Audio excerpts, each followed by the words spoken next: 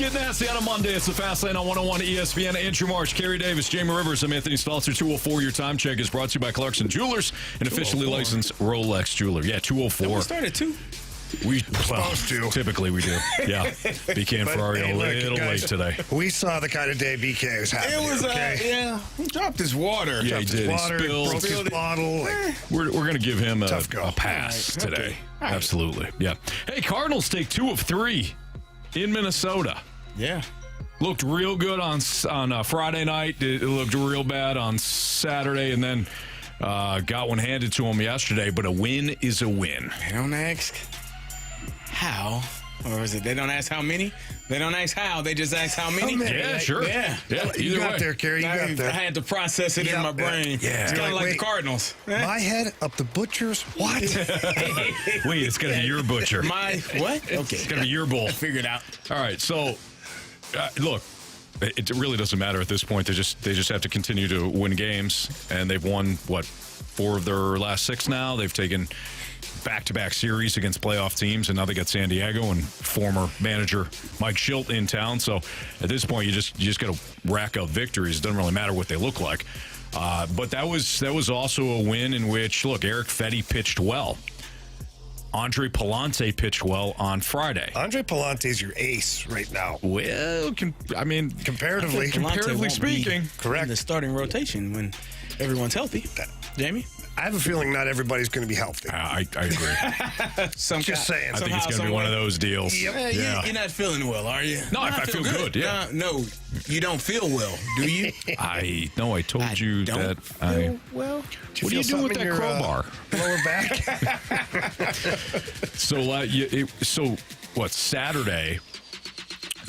Saturday morning about 2 a.m., some of the players had to evacuate their hotel room, including Fetty, who was going to be Sunday's pitcher. There was a pipe that burst in one of the players' rooms, and most of the whatever floor they were on, the players all had to vacate, and they didn't even get back into a hotel room until 4 a.m.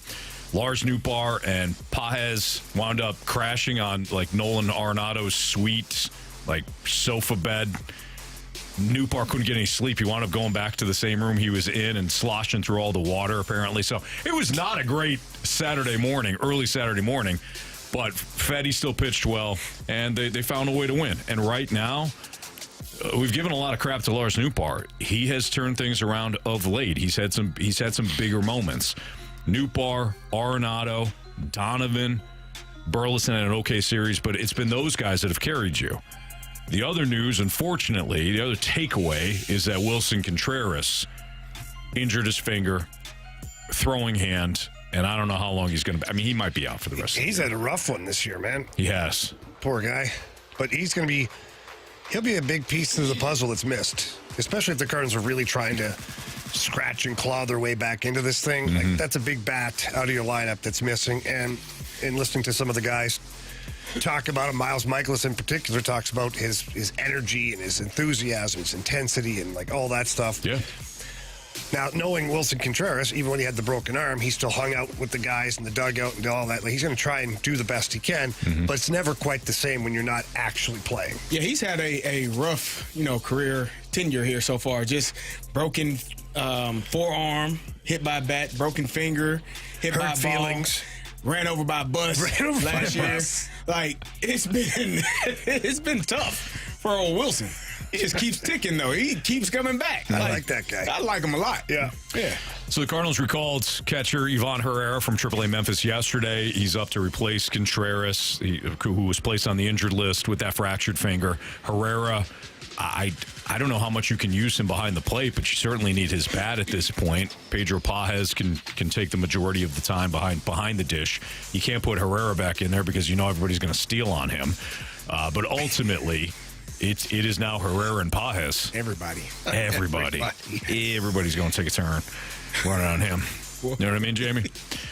So tonight, you got Mike Shildt. We're going to play the lineup game at some point as the Cardinals get ready to take on the Padres. Will Paul Goldschmidt be in the lineup? I don't think he can be if you're really trying to make a run at this. And I know the contract plays, Carey. I heard it before you even started, okay? Well, that wasn't what I was going to say this All time. right, well, I just thought you were going to say it. It is August 26th. I saw you start to move your hands. I'm like, but he's almost a free agent. And he should be. He's not. You can't bring him back. He's a lifer. He's going to finish his career here. I was actually thinking about this the car ride home here this morning from nice weekend at the lake. Happy birthday, Trey. Had a great time. Appreciate everything. Hey, Trey. Happy birthday, kid. 29. He looks like it.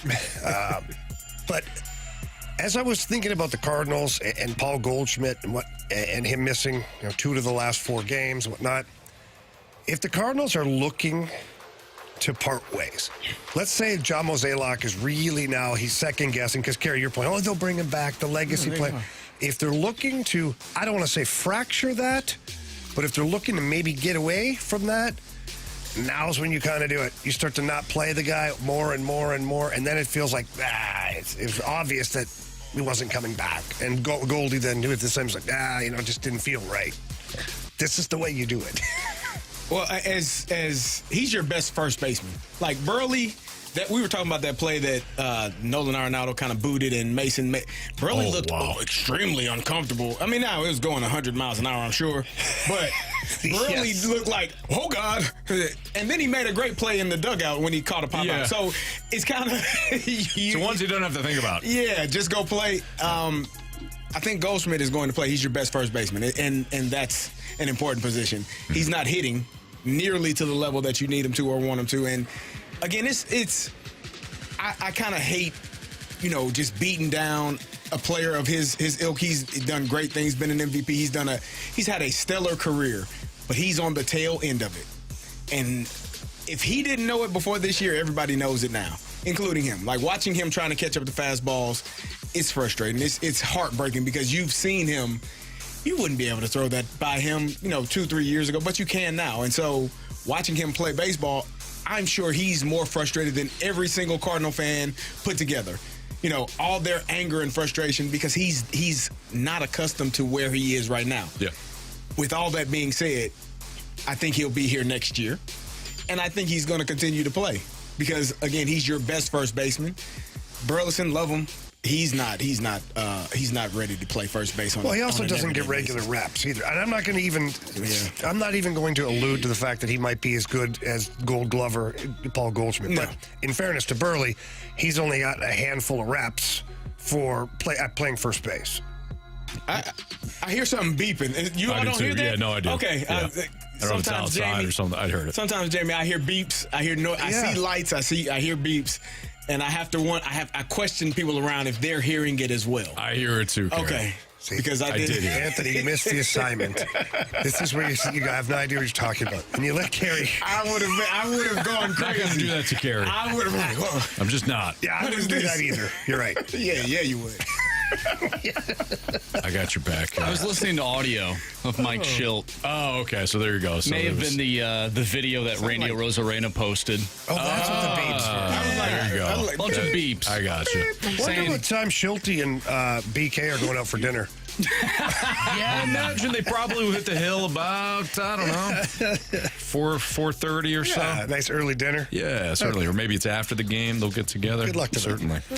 It's a Fast Lane on 101 ESPN. For those that don't know what Jamie's referring to, BK, and a Zoom call after one of the games, post games, when Mike Shildt was the manager, asking very innocent questions, basic questions, and Shildt decided to take BK behind the woodshed. Brandon. All right. Speaking of Shildt, is this the series against the Padres? This upcoming series against the Padres, Carey. Is this the biggest one? Is this going to determine the entire season what the Cardinals are the rest of the year? No.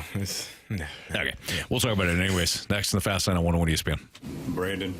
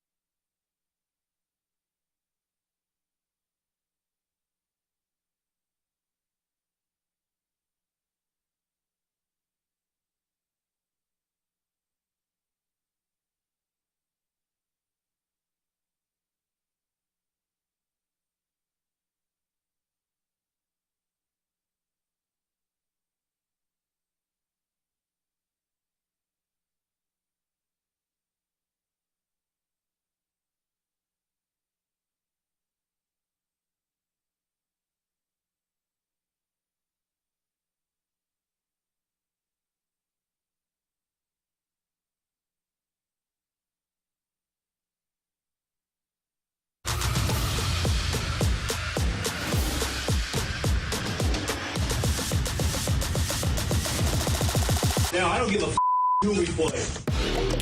That was Mike Shildt about, 5 years ago or so? Back when he was the manager of your St. Louis Cardinals. Unfortunately, Randy Rosarina recorded that video, wound up a Ray. Shildt wound up a Padre. And now both are having success elsewhere, gentlemen. Although Randy Rosarina has cooled off, certainly, this season, now that he's at least half the year with the Seattle Mariners. It's Fastlane on 101 ESPN. Carey Davis, Jamie Rivers, Andrew Marsh, Padres stroll into town with a 74-58 record. They're 4.5 games back of the Dodgers in the National League West. But in the wild card race, right now they're 3 games up in that second spot, chasing the Arizona Diamondbacks. Good news is the Cardinals can carve into the Padres' lead if they were to win this series or, God forbid, take all 3 of them. But the bad news is the Padres have been a better team overall, led by Mike Shildt. And when you look at what Shildt has done for the Padres, it really is impressive. Fernando Tatis Jr. has missed a bunch of games. Xander Bogaerts has not been great this season. Machado has been solid, but not like he has been in years past. The team, has had to deal with injuries just like anybody else, but Yu Darvish has been one of those key injuries. They did replace Blake Snell with Dylan Cease, so that was good. But still, again, Mike Shildt takes over, and Blake Snell, the guy that won the National League Cy Young Award last year, is no longer there. So he's done yeoman work thus far. Jackson Merrill could win Rookie of the Year. He had a big game-winning home run the other day. When you look at this, though, and you look at this series overall, I know we joke a lot about this, but do you guys think that this could be maybe the clincher if the Cardinals can't win this series? I don't know if it's... I think for me, if the Padres were where the Braves are in the standings of that third wild card spot, I'd look at this and go, okay, if you win 3 of 4 here, you've put yourself in a really good spot to climb back into the playoff discussion. The fact that you're not 5 games back of the Padres, you're 8 games back. You're 5 games back of the Braves, right? Who are 3 games behind the Padres. Right. So yes, I think it's huge, but I think it's huge from a different standpoint. I don't view it as like a massive head-to-head matchup. 4-game series, excuse me. Brandon, thank you from the start. Yeah, I look at it as it's 4 games you have to win. Mm-hmm. And if you win those 4 games, you put yourself in a great spot, probably behind the Braves, and that's obviously assuming they're losing and you're winning and all the things are equal. But yeah, I don't view this series as any more important than just their games you have to win, not necessarily chasing that particular opponent. Yeah. Yeah. Oh, Carey. I mean, come on. Like, we were talking about it. I know people will get excited. They won. They won the series versus the Twins. They won the series versus the Brewers. Realistically, the Brewers walked like 8 batters, and they found a way to win. Mm-hmm. And the Twins threw a ball into left field that should have been a double play to end the game. Hey, Fermin being placed at first base, doing an outstanding job, running hard. A lot of pressure on that second baseman. I'm sure that's not what caused it. Okay. I'm just at the point where I don't want to get my hopes up. If it happens, if they sweep the Padres, I will have the glasses on when the series is over. If they sweep them, they ain't going to sweep them. The Padres are coming in here and are going to be, Jamie, you've played for a coach or you've played against a team that maybe you felt mistreated you. Were you fired up to go against that team? Yes. Do you think Mike Shildt is going to be a little bit revved up to play against the Cardinals, knowing that, these guys got rid of me, and I have a chance to end their season essentially if we beat the hell out of them? I wouldn't be surprised. There's unwritten rules. Don't bunt when there's a no-hitter. Don't steal bases when you're up 6. Okay, sure. Tell Mike Schmidt that. Mike Shildt. Mike Shildt was Mike Schmidt was a heck of a player. Tell Mike Shildt that. Yeah. Nah, tell both of them. Careful if you start blending those two together. I'm just telling you. Tell him. Because I don't think he cares. Mm-hmm. I think that there's going to be something in him, and he's going to relay that to his team, that this is an opportunity to end their season. And not just end it. Like, you got Wilson Contreras is out, and I know we keep getting texts, well, the Cardinals are better when he's out of the lineup. Okay. Yeah. Record-wise this season. That's the answer. Small window this season. Yeah. That's the answer that they keep putting. Well, the Cardinals have been playing better. Okay, well, let me know how that goes when there are 15 stolen bases in 2 games. Because everybody steals on us. So, I think that the Cardinals they had an opportunity. They did what they needed to do the last 2 series. You won both of those series. I'm just not ready to believe that they have turned the corner and they are actually going to be a playoff team because they haven't shown it in enough times this season. And we've had more than enough sample size to know that this is who they are. So I'm not convinced. Here's your pitching matchups. Kyle Gibson goes tonight against Randy Vasquez, and Randy Vasquez is 3-6 with a 4.96 ERA. Miles Michaelis will pose Dylan Cease. Now, Miles Michaelis could be Cy Young, or Miles Michaelis could be name the pitcher you think is the worst in ever, Bob. I mean, there's no really in between. He's had a real with Miles weird Michaelis. Season. Again, Andre Palante will oppose Joe Musgrove. Sonny Gray versus Michael King, and King is 11-7 with a 3.14 ERA. What version are you going to get of Sonny Gray? I mean, I think we're long past the. Well, this is just he'll be fine. He'll be fine. He'll be fine. Uneven is what I've been describing his starts of late. It's a trend. Is it uneven? It's at a this trend point? now. No, the guy is throwing home run. He is pitching home run derby right now. He is, but then the flip side of it, he's still like the one game still had 9 strikeouts, but gave up like 4 homers. I know. And the other day, same thing. I think he had 7 strikeouts, but he's given up batting practice again. Right. So it's weird dynamic. And the strikeouts are nice, but not if you're going to give up the home runs. I mean, they just negate each. It minimizes what you're actually doing to the opponent. So it's not good. So how does this rotation stack up against the Padres? Musgrove has not been the same pitcher he was a couple of years ago. Dylan Cease is excellent. Michael King has been excellent. Other than that, I mean, it's not. I think this is an even matchup tonight. Obviously, Dylan Cease over Miles Michaelis. Palante has pitched very well. Palante pitched excellent on Friday. And that Minnesota team has got a little bit of everything. They've got guys that can that can hit bombs. They've got some speed in that line. They got high contact guys. And Palante was pretty effortless on Friday night when he pitched at Target Field. So Palante versus Musgrove, all right, and then Gray versus Michael King. You don't love it if you're the Cardinals. Like the Padres are the better team. They get the better rotation overall. But it's not like if you look at this starting rotation matchup for the next 4 games that it's unbelievably daunting for the Cardinals. Will they get any sort of offense? That's kind of the pattern, right? Is the Cardinals, just like most of the season, when they were winning lots of baseball games, they were winning 1-run games, putting a ton of stress on the rotation and the bullpen because the offense wasn't clicking. So if the Cardinals can't get the bats warmed up at all here against this Padres team, it could be a rough 4 games.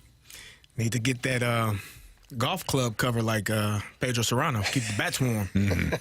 Hats for bats. Hats for bats. That's right. Yeah. Keep the bat warm. Jobu, you know, help me now. I say. All right, it's a fast lane on 101 to ESPN. What would you consider to be a disappointing season for Mizzou? I think this is going to range pretty wide. I mean, we can all agree that it would be just disappointing if they didn't even challenge for the playoffs, but I think they're a damn good team. The schedule's pretty good. So what, and by pretty good, I mean good for Mizzou. So what would we consider to be a disappointing season for Mizzou? We'll get to that next on 101 ESPN.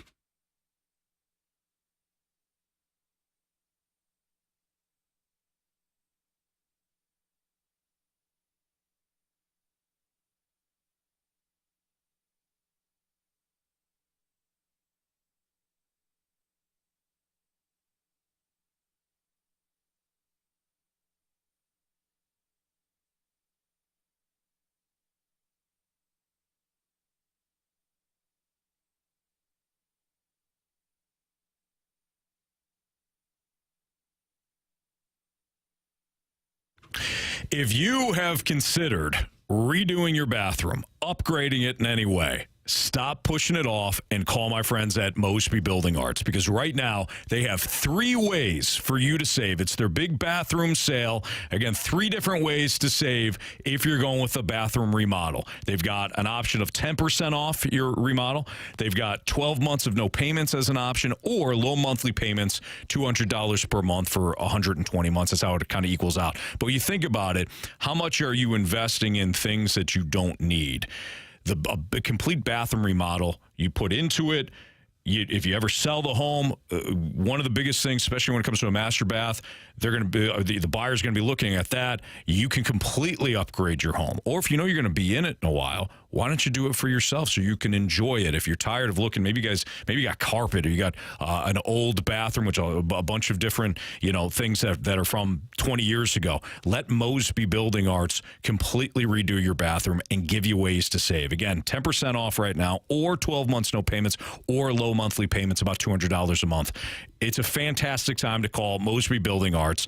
Give them the ring. Tell them Stalter from 101 ESPN told you to call. They do an excellent job from start to finish. You're going to love the remodel, but more importantly, you're going to love working with Mosby Building Arts. Call Mosby.com. It's Mosby Building Arts, the right remodeling company.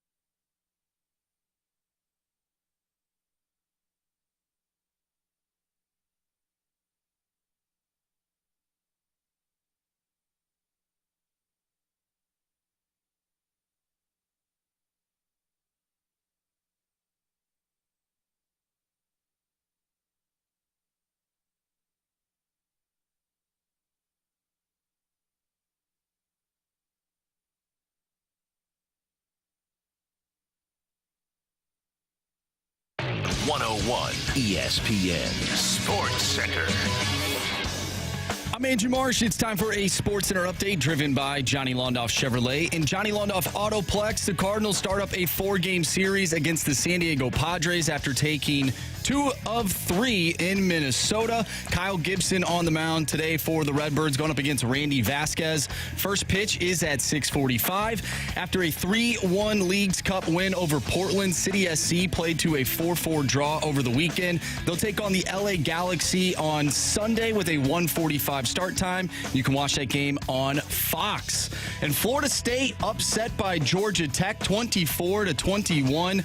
A disappointing start for the Seminoles. which could be a disappointing season for Florida State. What would you consider to be a disappointing season for your Mizzou Tigers? We'll talk about that next right here in the Fast Lane. I'm Andrew Marsh, and the Sports Center update is driven by Johnny Londoff Chevrolet and Johnny Londoff Autoplex. See them at londoff.com. Chevy, together we drive. Are you kidding me?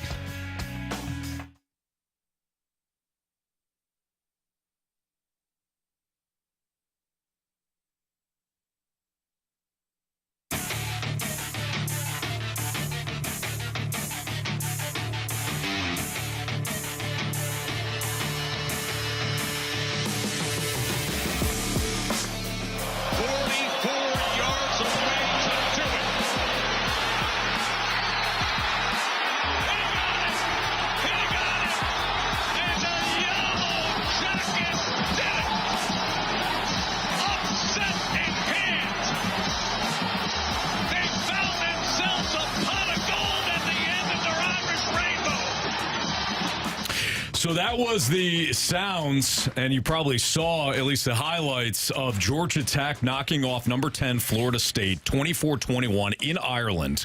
We talked about college football being wide open this year. Exciting, fun, free-for-all, and right out of the gates, number 10 Florida State, the program that complained the most last year when they were left out of the college football playoff because not one but two of their quarterbacks got hurt. One of them was supposed to come back, but their starter, the main guy, got hurt. Florida State, one of the biggest, victims of the last small version of the college football playoff. They get booted immediately. And it was a pretty tight game overall. I mean, if you watch the game, you look at some of the breakdown of it, the biggest difference was that Georgia Tech ran all over them. That was it. Turnovers, there was no turnovers. It's not like the penalties were wild in either direction. I think, in fact, Georgia Tech had 2 more penalties than Florida State. But it was just a game in which Georgia Tech took over from a ground standpoint, and they kept hanging around, and Florida State, they wound up knocking off Florida State with that last second field goal. So now, what does it mean overall to the college football landscape? Well, for one, the team in our, I wouldn't say backyard, but the team that's closest to us here in St. Louis, Mizzou, fantastic. One of the teams that was ranked ahead of you gets booted right away. Mizzou, by proximity, is going to move up. This is, if you're a Mizzou fan, you love seeing Florida State fall in the opening weekend, or week 0, however you want to call it. Yeah, no, I agree. But I honestly don't feel like this is going to be an isolated event.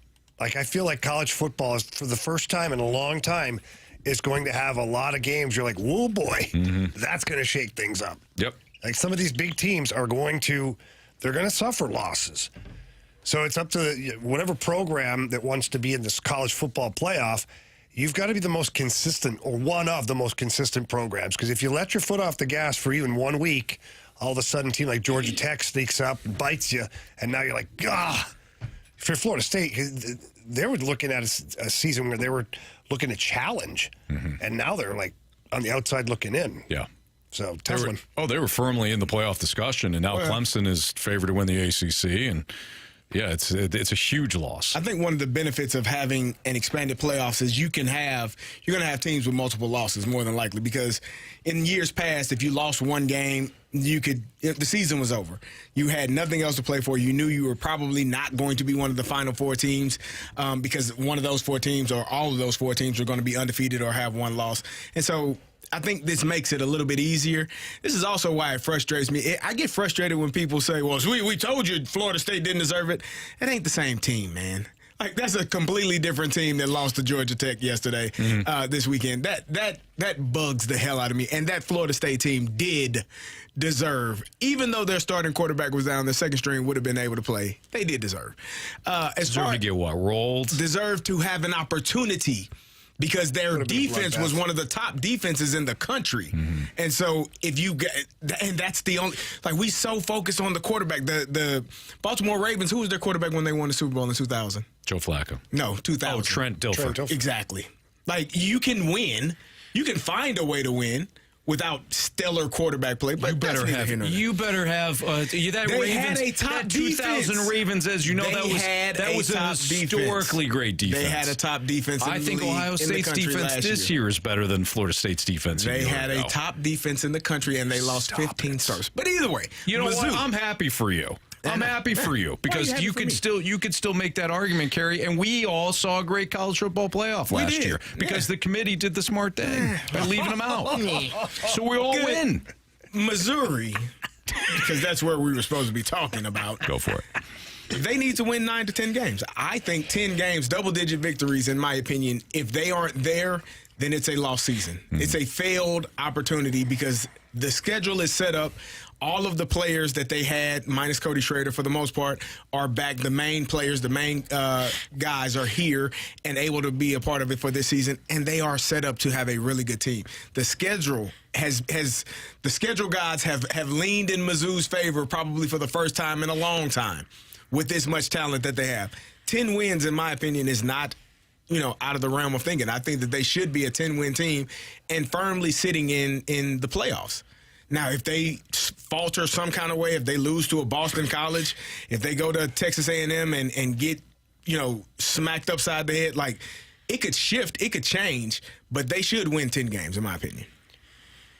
Yeah, I look at the schedule, and the Boston College game, it always weirds me out. Boston College, they always seem to have some kind of they have that one win every season. You're like, where did that come from? And it's always 16-13. Yes. So that one there, I think that, for Drink, he's got to keep the team focused.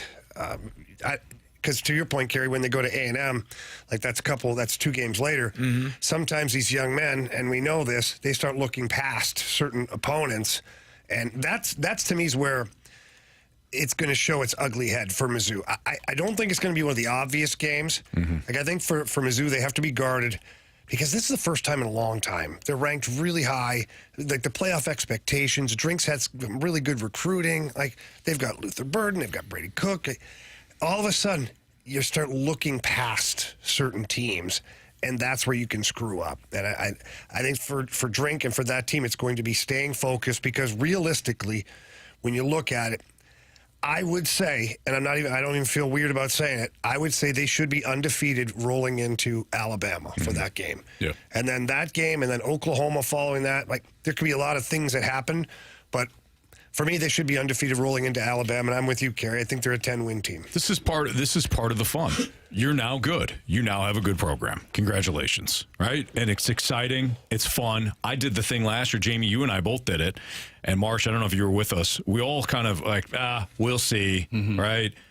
You think you're better than so-and-so, whatever. And then the first couple of games happen, and we're like, this team's going to lose. Right. And we did the whole Mizzou thing last year. And each win that they picked up, we ate more crow. Yep. And I'm fine with it. You have high expectations now. You have a good program. Act like it. You've got an experienced quarterback. You got a head coach that did one hell of a job on the recruiting trail again. You have some big-time transfers coming in, including on that offensive line. I'm not as Cody Schrader was the backbone of the offense last year, if not the entire team. Full stop. But I don't think that you can't replace him. I think that you got a couple of different backs now. The passing game should be excellent. You got a stable of pass rushers. You've got, secondary thing. You got a couple of secondary pieces that you need to replace. Otherwise, dude, what's disappointing? It'd be disappointing if this team was not in the playoff discussion all season long. You should have high expectations if you're Mizzou right now. I think one of the issues we had last year, and Carey, you brought this up in one of the first few segments, it's not about how you win, it's about how many wins you end up getting. I think last year we were looking at it like, I don't care how many wins you have, and we're looking at the process here. Yeah. How did you win? And some of them looked ugly. Yeah. Early on, they were really ugly, and so we were just a little skeptical of them. But they've shown throughout last season that they can ultimately be one of those top teams in college football. The problem is, or it's not even a problem, but can they do it again? And Mizzou has a track record of not doing that. Well, what did it for me last year, and they do, you're right. What did it for me last year was when they went to Kentucky after losing to LSU. And that's a team that's really given them fits over the years. Absolutely. When they lost to Jaden Daniels and LSU, And it was a game that, quite frankly, they should have won, but they got Jaden Daniels, right? Then they went to Kentucky, and they found themselves down immediately. And I thought, okay, they're going to fall apart. I've said the same They're going to fall apart. In the second half, when they had a couple of big turnovers, Cook started to roll a little bit, and they won that game. That was the first time last year I go, all right, Mizzou, I see you. They showed a little bit of grit. It was on the road. It was an opponent. Again, Marsh, you're right, that Kentucky's giving them fits, and they found a way to win. So things felt different. So they started to feel different last year. They got a good team. Hopefully they can build on. Carey. I know, yeah. Hopefully. Carey's still hoping. Florida State lost 10 players to the draft from last year, too. Who did? Florida State. I don't disagree. You're still on that? I don't disagree. They're a different team. They're a different team. Speaking of Florida Committee State, still made the right choice last year. Carey, you can't be mad at us because Jamie, you have locked your keys in your car. I today, did. okay? I locked my phone in the car and could not get in. That was my first scene walking in. I'm like, hey, CD, you want to walk in? I locked my keys in the car. Can't get in there. Well, CD starts his car with his phone. And he dropped his phone and the car locked. Yeah, I was stuck. The first thing I heard when CD came rolling in the office is a bunch of cuss words. I was like, all right, happy Monday. Yeah. Go fast lane yourself. by the way, speaking of Florida State, I know we like to, bring together all of our jokes, and this is from Nick Perkins, and it's a picture of Billy Bean, Brad Pitt's Billy Bean, with Jonah Hill's character in Moneyball. And the tweet says, Billy, this is DJ Uyunglele. He's built like a linebacker with speed and athleticism of a running back. He is the ultimate weapon at quarterback. His only defect, in 1904, the forward pass was invented. Wow. Take a look at the stats from the weekend. I don't know if Florida State will be one of those teams that are competing with Mizzou this season. I mean, Boy, this is there like was- his third or fourth team, isn't it? Yeah, it is. So if you're like, hey, why does that name sound familiar? So he was supposed to be the guy to replace Trevor Lawrence at Clemson. And he had some okay games at Clemson, wound up last year at Oregon State. And some okay games at Oregon State, and now he's with Florida State. Loaded team, 19 for 27, 193 yards. No tutties, no picks for our guy DJ. Yeah. All right, it's Fast on 101 ESPN. You just heard Marsh. He's got what's trending next.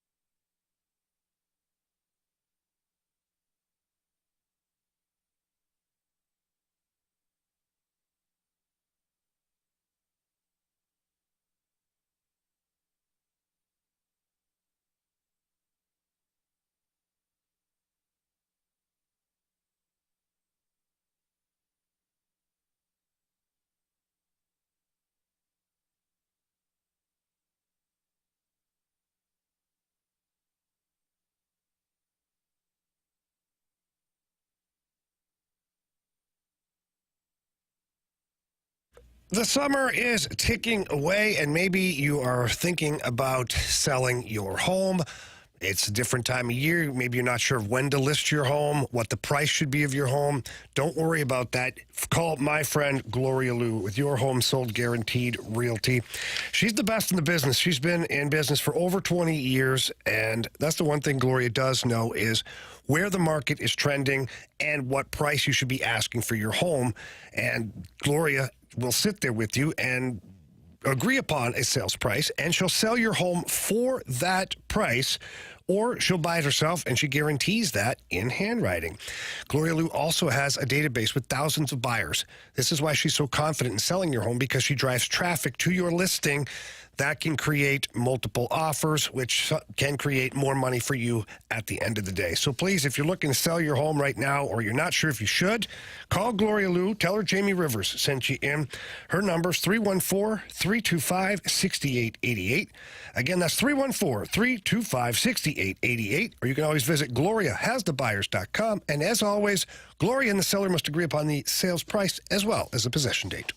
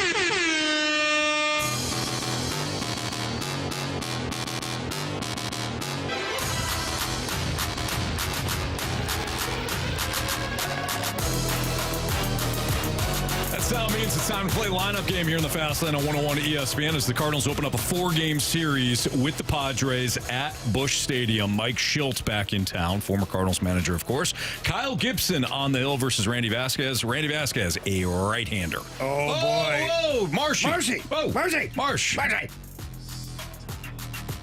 Marsh wasn't ready. I don't blame him.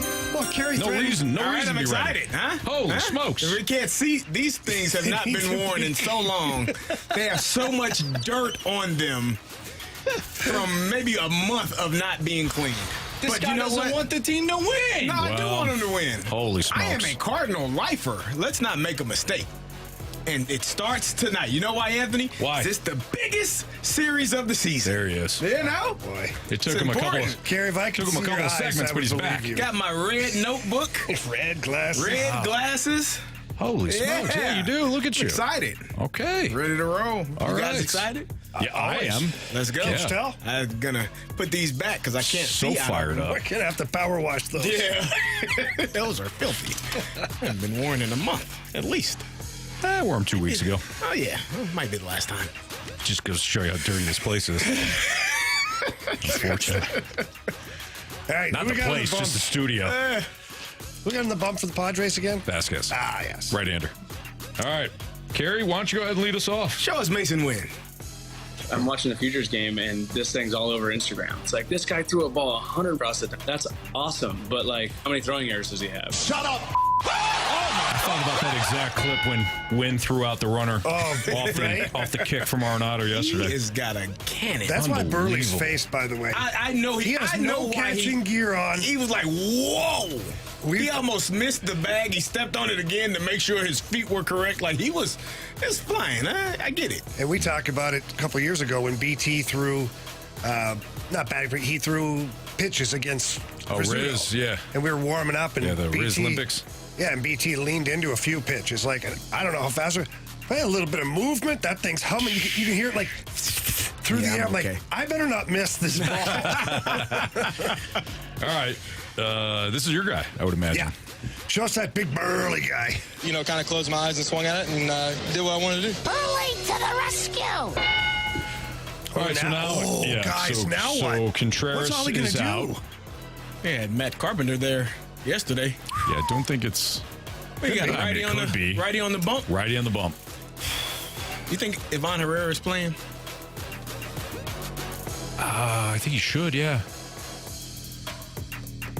Who's here? So Carpenter, like you said, Carpenter was here yesterday, then Arenado. It could be the same exact order. You could also move up Arenado. I don't know who else you'd have there besides the guy you trusted yesterday. You moved Newt up. He had a Newt weekend. Newt has been very productive over the last week. He's been pretty good, but I don't know if he's here. You think it's Matt Carpenter again? You don't. I can tell by the look in your eyes. Jamie, what do you think? I was thinking Brendan Donovan. I was thinking Donnie Boy and then Arenado. That's where I was leaning, but I think it's You think it's Arenado? I think it's Carpenter, Arenado, or Newt. I don't think it's Donovan. I'd be okay with Newt. What do you think? What do you really think? I don't know. Newt, probably. Probably not, though. That's an awful big jump. I don't think Matt Carpenter is. Is Matt Carpenter in the lineup? No. Okay, then I think it's Arenado. Whoa, who's our DH then? Might be Herrera. No, it's not going to go righty on righty with a DH. It's just not what Ollie's been doing. Okay, well, fair. go Newt here. Jeez, take it easy. You got. He did kind of. What about Arenado? He just moves him up. Okay, Arenado, because they like to go right, left, because that works. I think it's his Carp here. Now that I've had a chance to think about it. I think we all three got different answers. We do. Yeah. And I've talked myself over 3 other ones, so. Yeah. I say Arenado. I'm going to say Matt Carpenter. You decide, Carey. I thought you said Carp. You said Arenado. Yeah. I think possibly Newt. But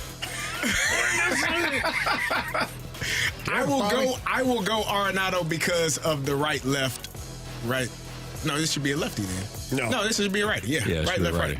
Hey, go ahead. Go ahead. Show us. No, Arenado. He's a gold glove. I knew it. Listen to Mr. Gold Glove. Come on. All right. We got there, boys. We got there. Now This is Donovan. Now this is Donovan. Yeah. I have such a problem with Donovan in the cleanup spot, guys. Listen, you're going to get think Donnie in the cleanup and like it. Listen, I don't want Donnie anywhere near the cleanup, okay? No, but go ahead. You guys have been right on this. Right, left. Just because I don't like it doesn't mean it's not going to be right. Go ahead. Show us Brendan Donovan. You're wrong. Jamie, speak up louder next time. I just said I didn't More like conviction.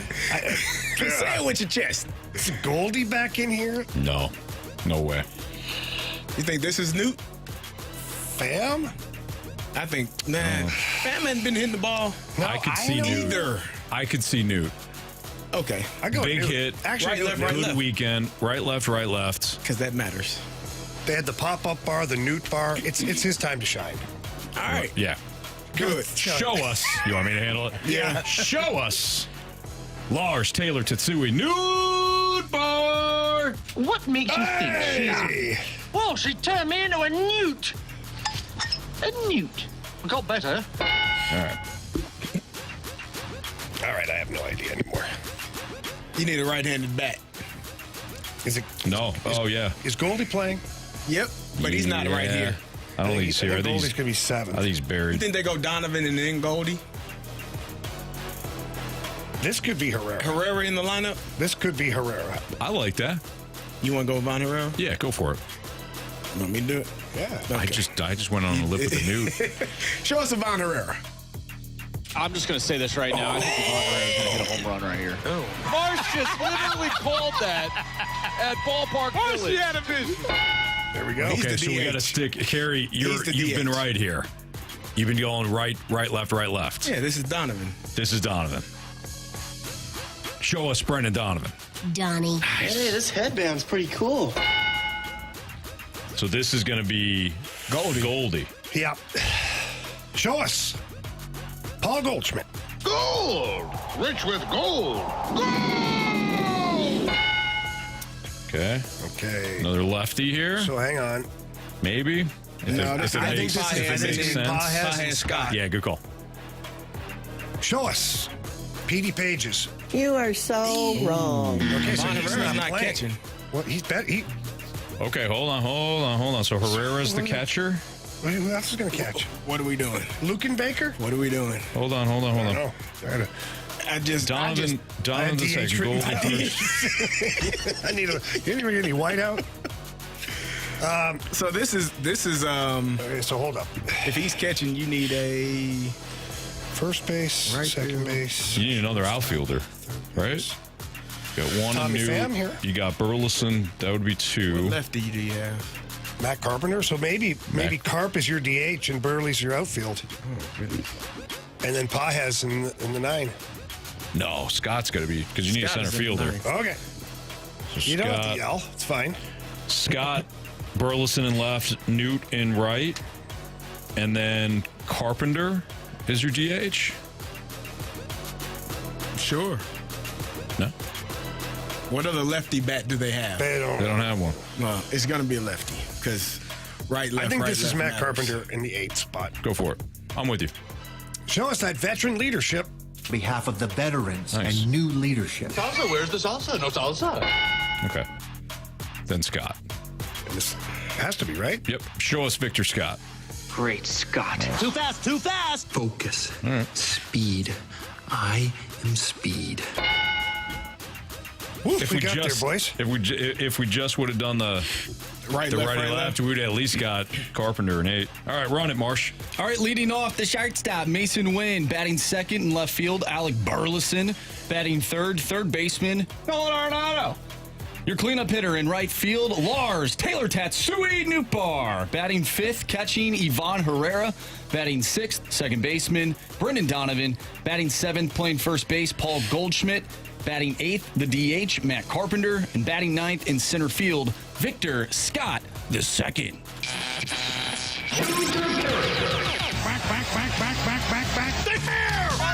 Go foul! I don't believe what I just saw! Home run! Did anybody get one on Friday?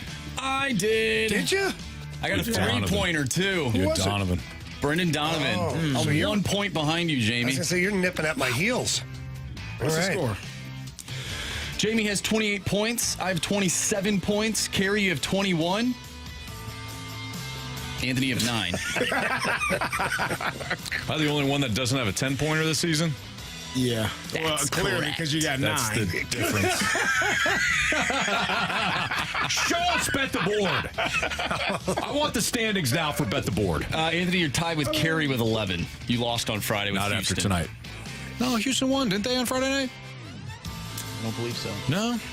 They were up. I thought it was a Falcons They thing. lost Anthony, quit trying 7 to bulldog 5. your way through. Oh, man. I thought they were up like losers. 4-0. Yeah, they It probably might have were. been. Ain't how you start, it's how you finish. Yeah. You know that. Yeah. is. Good call. Falcons. I'm going Alec Burleson. You were a heard Falcon. that? Of course I heard that. You For all didn't of hear them. it. What'd I say? I said, it's not how you start, it's how you finish. Oh, yeah, if you're a Falcon. I think Ivan Herrera is going to hit a home run tonight. Oh, you're trying to recreate history, aren't you? Look at you go. Who did you pick? Burley.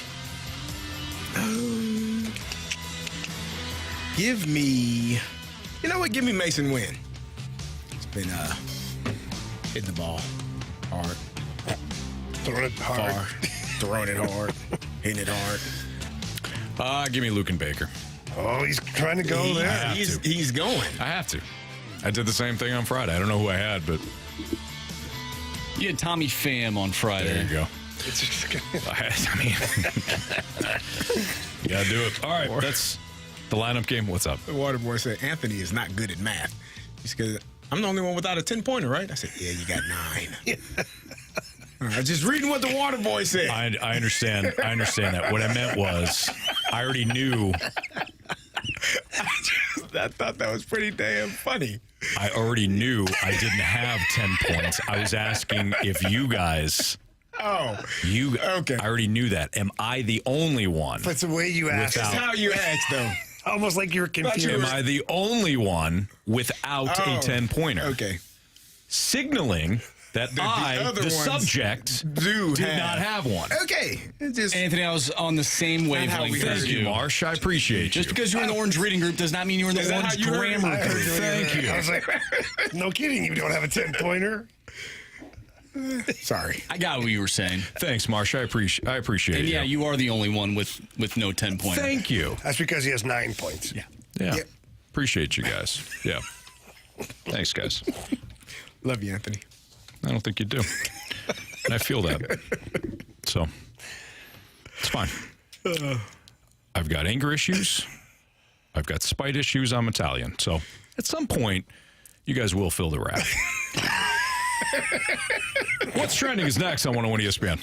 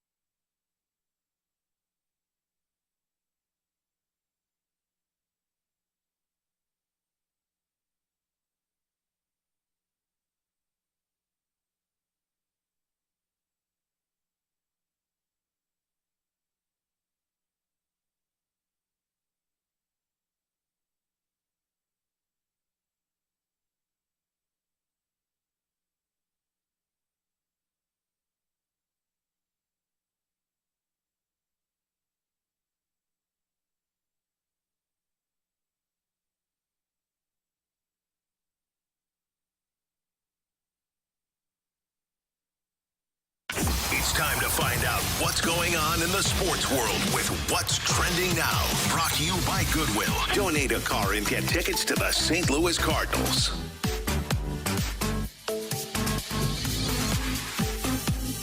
Welcome back to the Fast Lane here on 101 ESPN with Anthony Stalter, Jamie Rivers, and Carey Davis. I'm Andrew Marsh, and it's time for What's Trending. Gentlemen, C.D. Lamb said, "Jerry, show me the money!" Nice. C.D. Lamb reached an agreement today on a record 4-year, $136 million deal that now makes him the second highest paid non-quarterback in NFL history. The deal includes a $38 million signing bonus, which is the largest ever given to a wide receiver. So it looks like the Cowboys don't have to worry about C.D. Lamb anymore. Does that change how you feel about Dallas heading into the season? I think for this season only, I think Dallas is going to be fine. At least from a regular season standpoint, they're still a solid team overall, and Mike McCarthy still doesn't get the credit he deserves. Despite what I feel about like paying Dak Prescott just massive amounts of money just because he's the next guy up, he's still a solid quarterback. He's still a top 10 quarterback. So when you bring in Lamb or you bring back Lamb, and you still have largely the same team that you did a year ago, I think they've made some improvements along the O-line. I think the Cowboys are going to be fine this season. I think when you look beyond this year, how they're going to pay Dak, how they're going to pay Micah Parsons, that's when things get tricky. But for now, I think that they're going to win 9 or 10 games easily. Yeah, it certainly helps going into the season now, knowing that you've got C.D. Lamb, who's one of the best wide receivers in the entire league. Having that guy, and you got Micah Parsons. Dak to me is the wild card. He puts up some pretty good numbers, whatnot, but I just never feel confident. Like if I was to wager money on the Cowboys, which I don't, because I just don't know what to expect from Dak. It could be a gem, or it could be a dud, or you could have a great game going, and in the biggest moment throw a pick six. Mm-hmm. So I don't know. I think it's a great signing for the Cowboys. Great money for C.D. Lamb. They're going to be a competitive team once again, but I don't see them being anything more than that. They had to get it done. Brandon Cooks is injured right now. I forget what injury he's dealing with. They don't really have any pass catchers on this roster other than C.D. Lamb and Brandon Cooks when he's healthy. Jake Ferguson had a really good season towards the end of the year, really good ending to the season. Maybe he can take a step forward. I don't know. Running the ball, you got Ezekiel Elliott, who seemed like he was a little bit past his prime, which sounds crazy because I don't even know if he's 30 yet. I don't think he is. But last year, it didn't feel like in New England, like he still had the juice that he had when he was in Dallas. So I don't know what offensively, how they're going to look, which way they're going to lean. They're going to lean heavily on throwing the ball to C.D. Lamb. And I think Jerry saw that in the preseason and was like, yeah, we don't have any really elite playmakers other than CD. If he's not here, we're going to be in trouble. So makes sense as to why they signed him. I thought he would be the last one to get signed because he's the receiver. You got to pay the quarterback. You got to pay the pass rusher. But they went that direction and signed CD Lamb because he is their best playmaker. So yeah, I don't know what the Cowboys look like this year. Because if I'm a defense, I'm going to have all eyes on CD and make somebody else beat me. Guys, we got a message from Gator in the Snake Pit. Anthony, can we get a Little League World Series segment today? Well, Gator, you absolutely can. Florida defeated Chinese Taipei in the Little League World Series championship game. Oh, nice. 2-1 was the final, and they won with small ball. A bunt to the first base side. The first baseman picks the ball up, throws it to first base. Nobody covering first base. The runner comes in. They win 2-1. Florida wins the Little League World Series. Guys, it just comes down to the fundamentals. Mm-hmm. And that's at the age where you need to learn them. I felt so bad for that kid.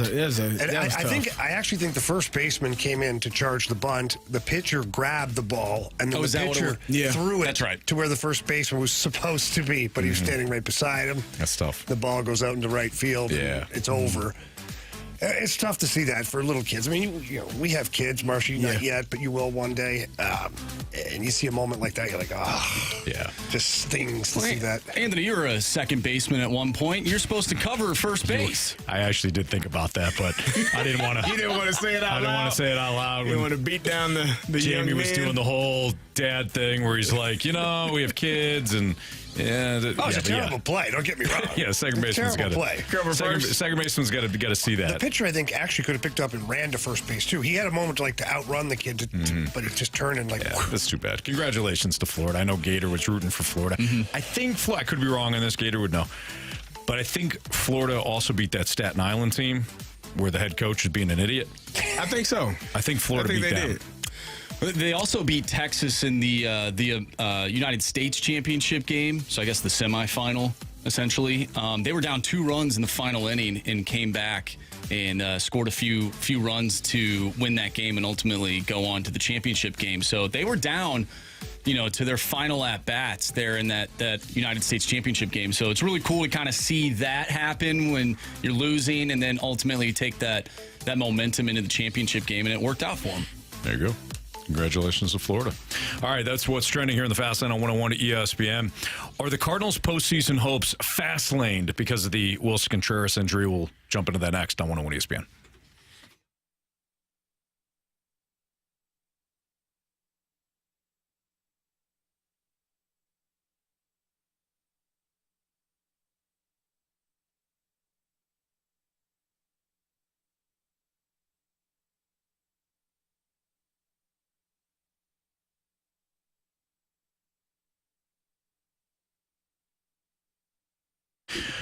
I was doing something earlier. I looked down and I saw that it was already August 26th. That means, you still have a couple of days to take advantage of the deal. You are running out of time. So head down to Auto Centers Nissan out in Herculaneum and take advantage of the summer heat wave sale while it's still going on. We're talking about some of the lowest prices, in fact, the lowest prices at Auto Centers Nissan that they've had all of 2024. Qualified buyers can take advantage of no money down, plus take a break from their car payment for 3 months. You can also find select new Nissans with rates as low as 0% APR and for terms as long as 84 months long. They've got over 700 vehicles all in one location, so you're bound to find the perfect car or truck or SUV or van that you're looking for that fits your lifestyle and your budget. First-time buyers or anybody with any sort of credit issues, you have options too at Auto Centers Nissan. They'll find a way to finance a vehicle. Financing options are available for everyone that walks through the doors at Auto Centers Nissan.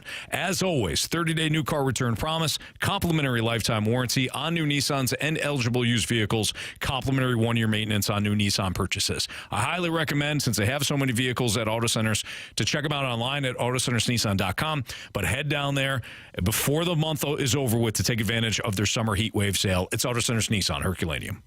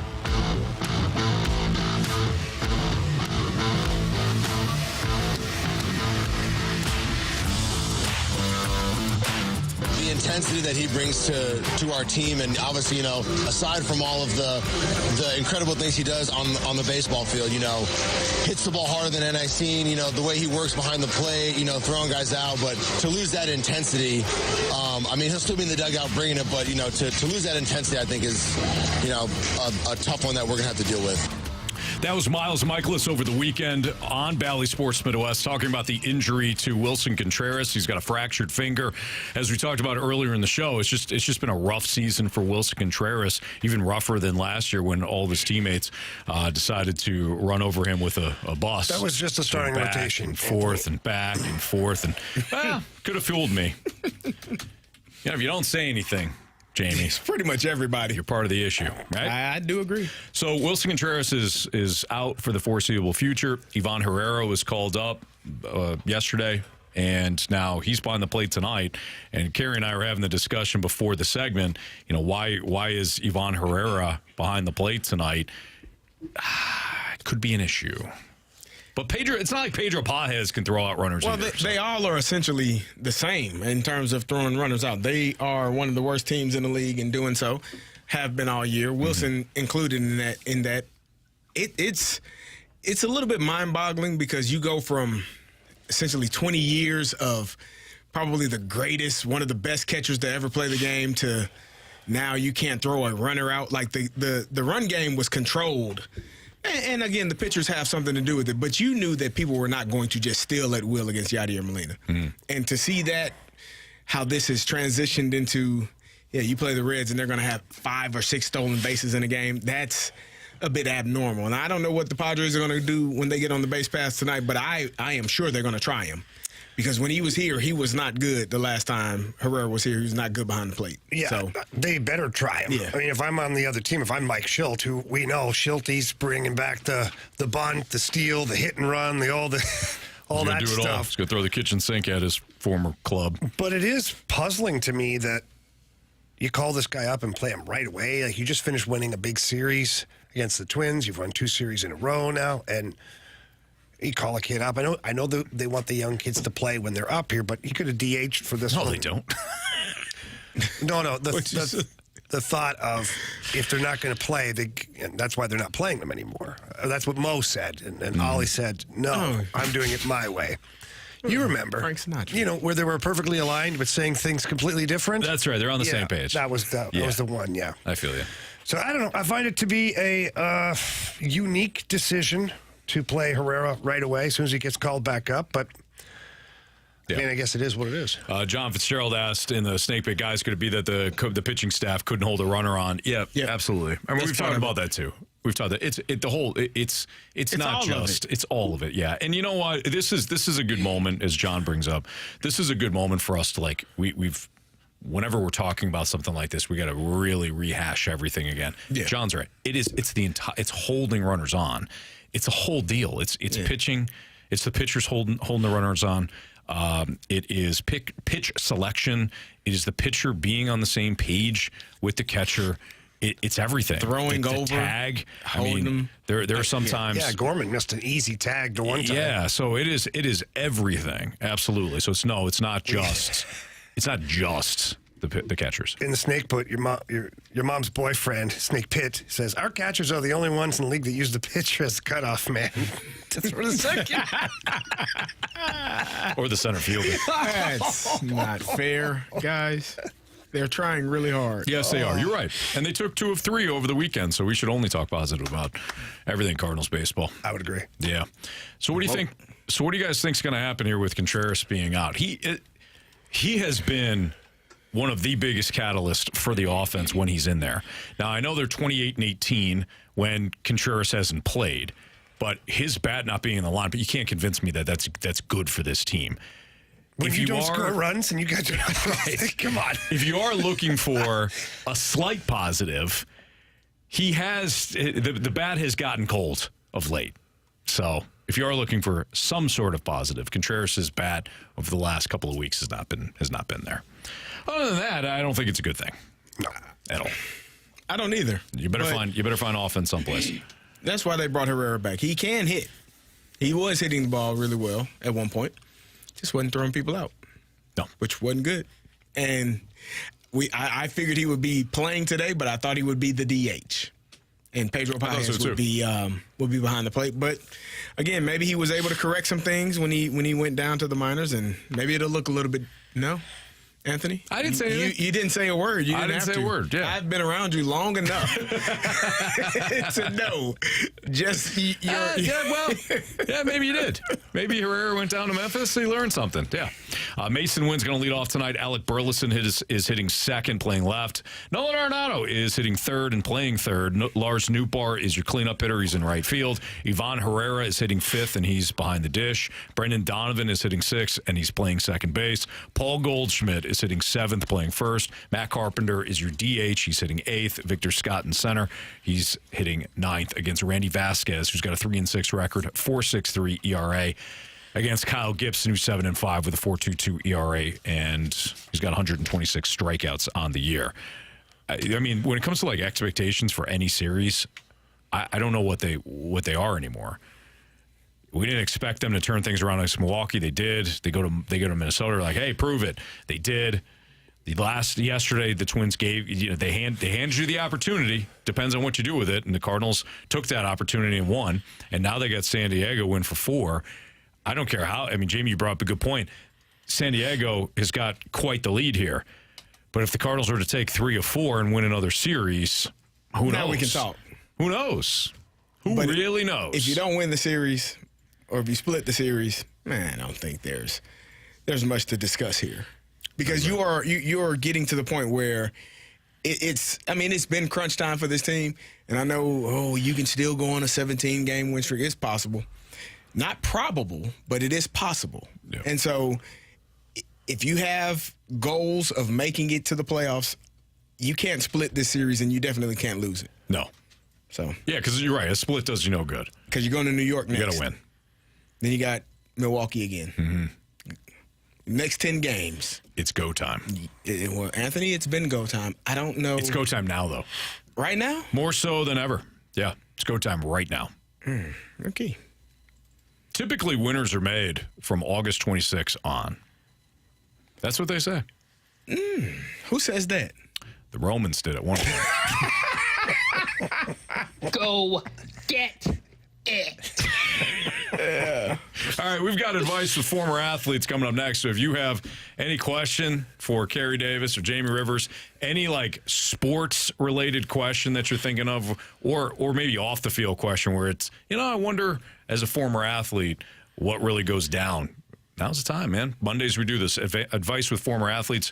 The Air Comfort Service tax line is 314-399-9646. So start sending in those. We do have some tickets to give away at one point. And want to let you know, don't forget, you could join 101 ESPN for the second annual Blues and Brews on Friday evening, September 20th at Anheuser-Busch Brewery. You can get fired up for the Blues season at this outdoor street party featuring live music from country music star Matt Stell and St. Louis's own Charles Glenn Group, plus appearances by Blues player and alumni, food trucks, 101 giveaways, and much more. Tickets are only $20. They're on sale right now, and you can learn more at 101ESPN.com. Advice with former athletes next on 101 ESPN.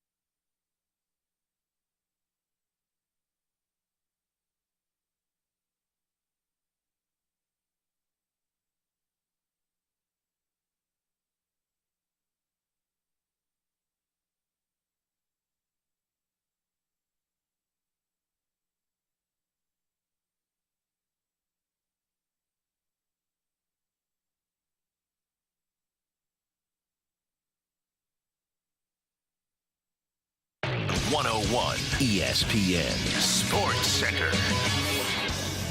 I'm Andrew Marsh. It's time for a Sports Center update brought to you by Saliga Heating and Cooling. The Cardinals take on the San Diego Padres tonight with Kyle Gibson on the mound going up against Randy Vasquez. First pitch is at 6:45. The Cards are 5 games back of Atlanta for that final wild card spot. If you missed any of our conversations regarding your St. Louis Cardinals, make sure you go to 101ESPN.com or check out the free 101 mobile app. Just head to the podcast page. You'll find all of our shows there, and it's all brought to you by Dobbs Tire and Auto Centers. City SC played to a 4-4 draw over the weekend against Portland. They'll take on the LA Galaxy on Sunday, 1:45 start time on Fox.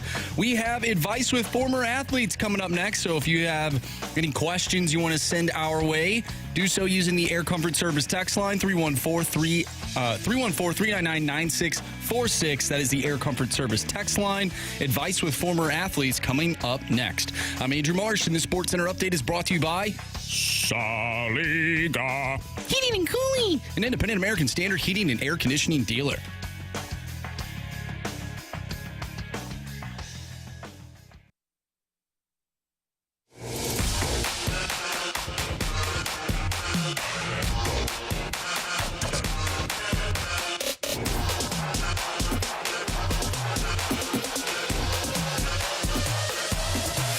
Give me some advice, quick.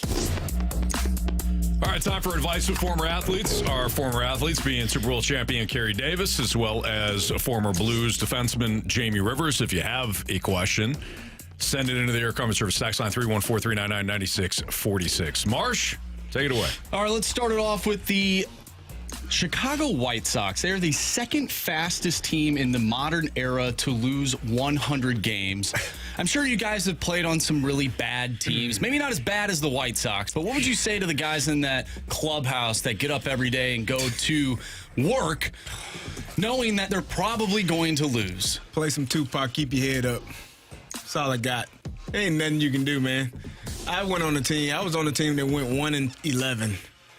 Essentially, 100 games lost in the MLB season. Like, it's the worst feeling in the world when there are no answers. Nobody can do anything. You're not good.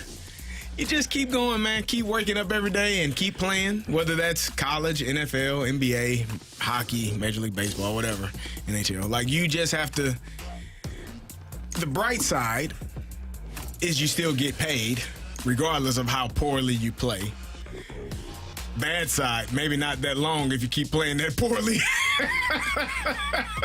So, find joy in any way you can. Even though, Jamie, there isn't much, I don't know. This is the part that I don't think people know. It's so funny, Carey. You started off by saying, that's all I had to say. Because then you felt so bad, you're like. Because I don't think fans truly understand how bad players feel. Yeah. Like, as a player, I would do that if I was getting paid. You would feel like crap showing up every day in a place where you know there is no success there about to happen. Mm-hmm. It feels terrible, and it's nothing you can do about it. Yeah, my only advice would be, one, try to have some fun. And if I was a manager or even a leader on that team, you try to create little goals for the team, like little things that you can find that you can have some small successes, because obviously winning the baseball game is not going to happen. No. So you got to try and find certain things that you can actually celebrate as a team. But the other thing would be like, listen, man, most of the league probably doesn't want any of you guys. Right? They probably don't. Don't be that guy, though. Go out, work hard, play hard, do your thing. Like, give somebody a reason to offer you a contract next year, because they're going to look at this team. Including us. They're going to look at this team, and they're going to read the names on that roster. And you don't want to be a name on that roster like, yeah, that guy stinks. You want to be actually a name that jumps off the page. Like, yeah, it was a horrible team, but, man, every day. That Davis guy, he played hard. Every day. That's all you can do. Cardinals wanted 2 of those guys. Oh, boy. Oh, boy. Dynamite drop in there, my man. All right. Play hard. So Carey sent us a little clip or a little tweet about the most accurate movie of all time, sports movie of all time. And the person that posted was like, "We've got one," and it's The Program, which of course is collectively our favorite show, or our favorite movie. Marsh had to watch it a couple of years ago. We forced it upon him, and Not really though. He's been the same. He's never been the same, in a great way. Like he saw The Program now. Yeah. My third eye opened up. Yeah, no doubt, absolutely. Happens. Might have been a different reason for that, but anyways, to you guys, what is the most accurate sports movie, hockey and football? Oh, wow. That's a good question. Because we were talking about it, Carey, and you had said, you're like, I thought that's what college football was going to be like, at least on the field. Yeah. Not really. So obviously Miracle would be taken on, because that's more of a documentary-ish movie. Yeah. I'm really talking about like on ice shots. Yeah, so... Those are hard. Oh, like the real? Oh, yeah. Like, how real does it look? Yeah. Yeah, like Miracle would probably be number one. Well, Like, you've Miracle been had a whole on bunch the of pro ice. players. Yeah. There you go. Okay, so that's the answer. Miracle used a bunch of minor league players, but they're like professional hockey players, but they used all them as the extras in the movies and whatnot. So that was very realistic. From a standpoint of what life can be, Slapshot's a classic movie. That really was the minors, like in the late 80s, early 90s. So you go on the road and there's like fights every night and people are throwing beer on you. And it's like, from that standpoint, was pretty accurate. But yeah, Miracle by far is the most realistic of movies. Like, Youngblood was a great movie too, but it wasn't realistic at all. I mean, Rob Lowe is in that movie. He can barely skate, and you can tell. It's like, this is not going to work. It's like the guy they had play Kurt Warner in that one. Yeah, right. Zachary Levi. And he couldn't even throw a football. Shazam. Yeah. He couldn't throw a football properly. Yeah. You're like, that's not Kurt Warner. Right. So, yeah, I'd say that's about it. That's right. For me, football, The Express, the Ernie Davis movie, I only know that because they had real football players. One of my friends, one of my college teammates was one of the players in the movie. So I know that, like, when I watch football movies and I was telling you earlier, watching that clip of The Program and watching another one, and I'm like, that's not a real play. Why would he be doing that? That's never going to happen in a football game. Like, when I see certain aspects of, a football movie and they are just completely out of sorts as to what it makes my skin crawl. Yeah. But yeah, like the Ernie Davis, The Express was a good one. What in about terms of like the actual football that was being played? What about Any Given Sunday? I know it was sensationalized about the NFL, but I'm just talking about the on-field shots. Yes. Steaming. They lost me when they cut the car in half. Like, there was some aspect. I'm just talking about just the football. I can't, like, it's hard for just me the to, football scenes. Because they had I think like there the was some shot. good scenes in there, like where it was seemed authentic and real. But most of those movies, like when you watch, like how you said with Rob Lowe couldn't skate, when I see receivers that can't come out of a break and it looks like, I'm like, oh God, why? You couldn't find anybody else to run that route. There's no one else that can run it. Nobody. Like, it makes me uncomfortable. So, yeah. All right, let's head to the text line from the 618. I found this question to be interesting. I don't mean this to sound disrespectful. But why? This should be good. But why do grown men need a good coach in order to give maximum effort? I never understood that. So it's not that you need a coach to give maximum effort. It's just like anything. Why do some companies have bosses that are a little more demanding, and you go to work on Monday, you've had a tough weekend, your boss comes by, gives you a wake-up call about how you're underperforming. You're a grown man or a grown person at that point. There's leadership in place. And so as far as, like, and sometimes too, let's not get carried away here. You sometimes think that you're working hard. You sometimes feel like you're really doing a good job, and you're not. You could be giving more, and that's where the coach or a boss can recognize that and be like, okay, I need more. Or you're going to have to pick it up because I've seen you play a lot, and it looks way better than what this is right now. Like, I can tell when you're giving me everything, and today's not that day. So it's not that you need it. It's leadership. It's just like anything else. Well, I think a good coach can also unlock something maybe you were unaware of, or something that you didn't know, or something that you're doing that they are watching you every single day and watched you in the past and see certain things that you may not even know are happening. So I think that's the purpose of a good coach. It's the purpose of a good manager. Any job or profession that you're in, like Jamie said, having somebody that knows your capability and what you are best at. And if you're not hitting those levels, then they are there to coach you back into the right way so that you can get the job done. Lisa. Real quick, by the way. Yeah. Somebody had mentioned, I think it was Joe Booth's jockstrap, but about the last Boy Scout. Did you guys ever see that one? Yeah. Bruce Willis and Damon Wayans. Yes. The opening scene where the running back comes out and he's got a gun. Billy Banks. Yeah. Was that realistic? Nah, it's not realistic at all. Yep, got it. Lisa with a swanton bomb off the arch for this latest texter that texted in that question. Leaders set culture, moron. No. Oh, wow. Jeez, Ouch. Lisa. Just a question. Lisa tweeted at us, too, about Mike Shildt. I think Lisa's a little angry right now Who because did Lisa call a moron? her guy The came last. The texter. back. The last texter. Oh, I thought she was talking to us. I was like, Lisa. Well, she probably is, too. No, I don't think she'd call us morons. I was no. about to have my feelings hurt. No. There was another texter, by the way, that texted in last segment saying that we also threw Wilson Contreras under the bus last year, and now everything's fine. With all due respect, what the hell are you talking about?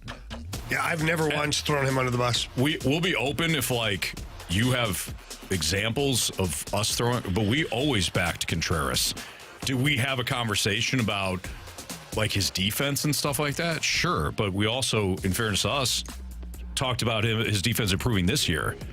That has nothing to do with, like, throwing him under the bus. We had Contreras' back in that situation. We had Ollie's back in the Tyler O'Neill situation. Well, so we've been pretty consistent with that. Yeah, 100%. I remember specifically talking about the Contreras situation, and I was appalled by the way it was being handled. And here's this guy that is coming in here who's got fire in his belly, who wants to play hard, and now all of a sudden he's the problem. He's the main reason you're losing? Right. No. Not up in here. No. Not up in here. Is that it, Marsh? All right. That'll do it. We've got NFL 4 downs next, including conversation about the quarterback tiers that are out for Mike Sando. Annual Mike Sando quarterback tiers. Some interesting questions in our 4 downs next on 101 ESPN.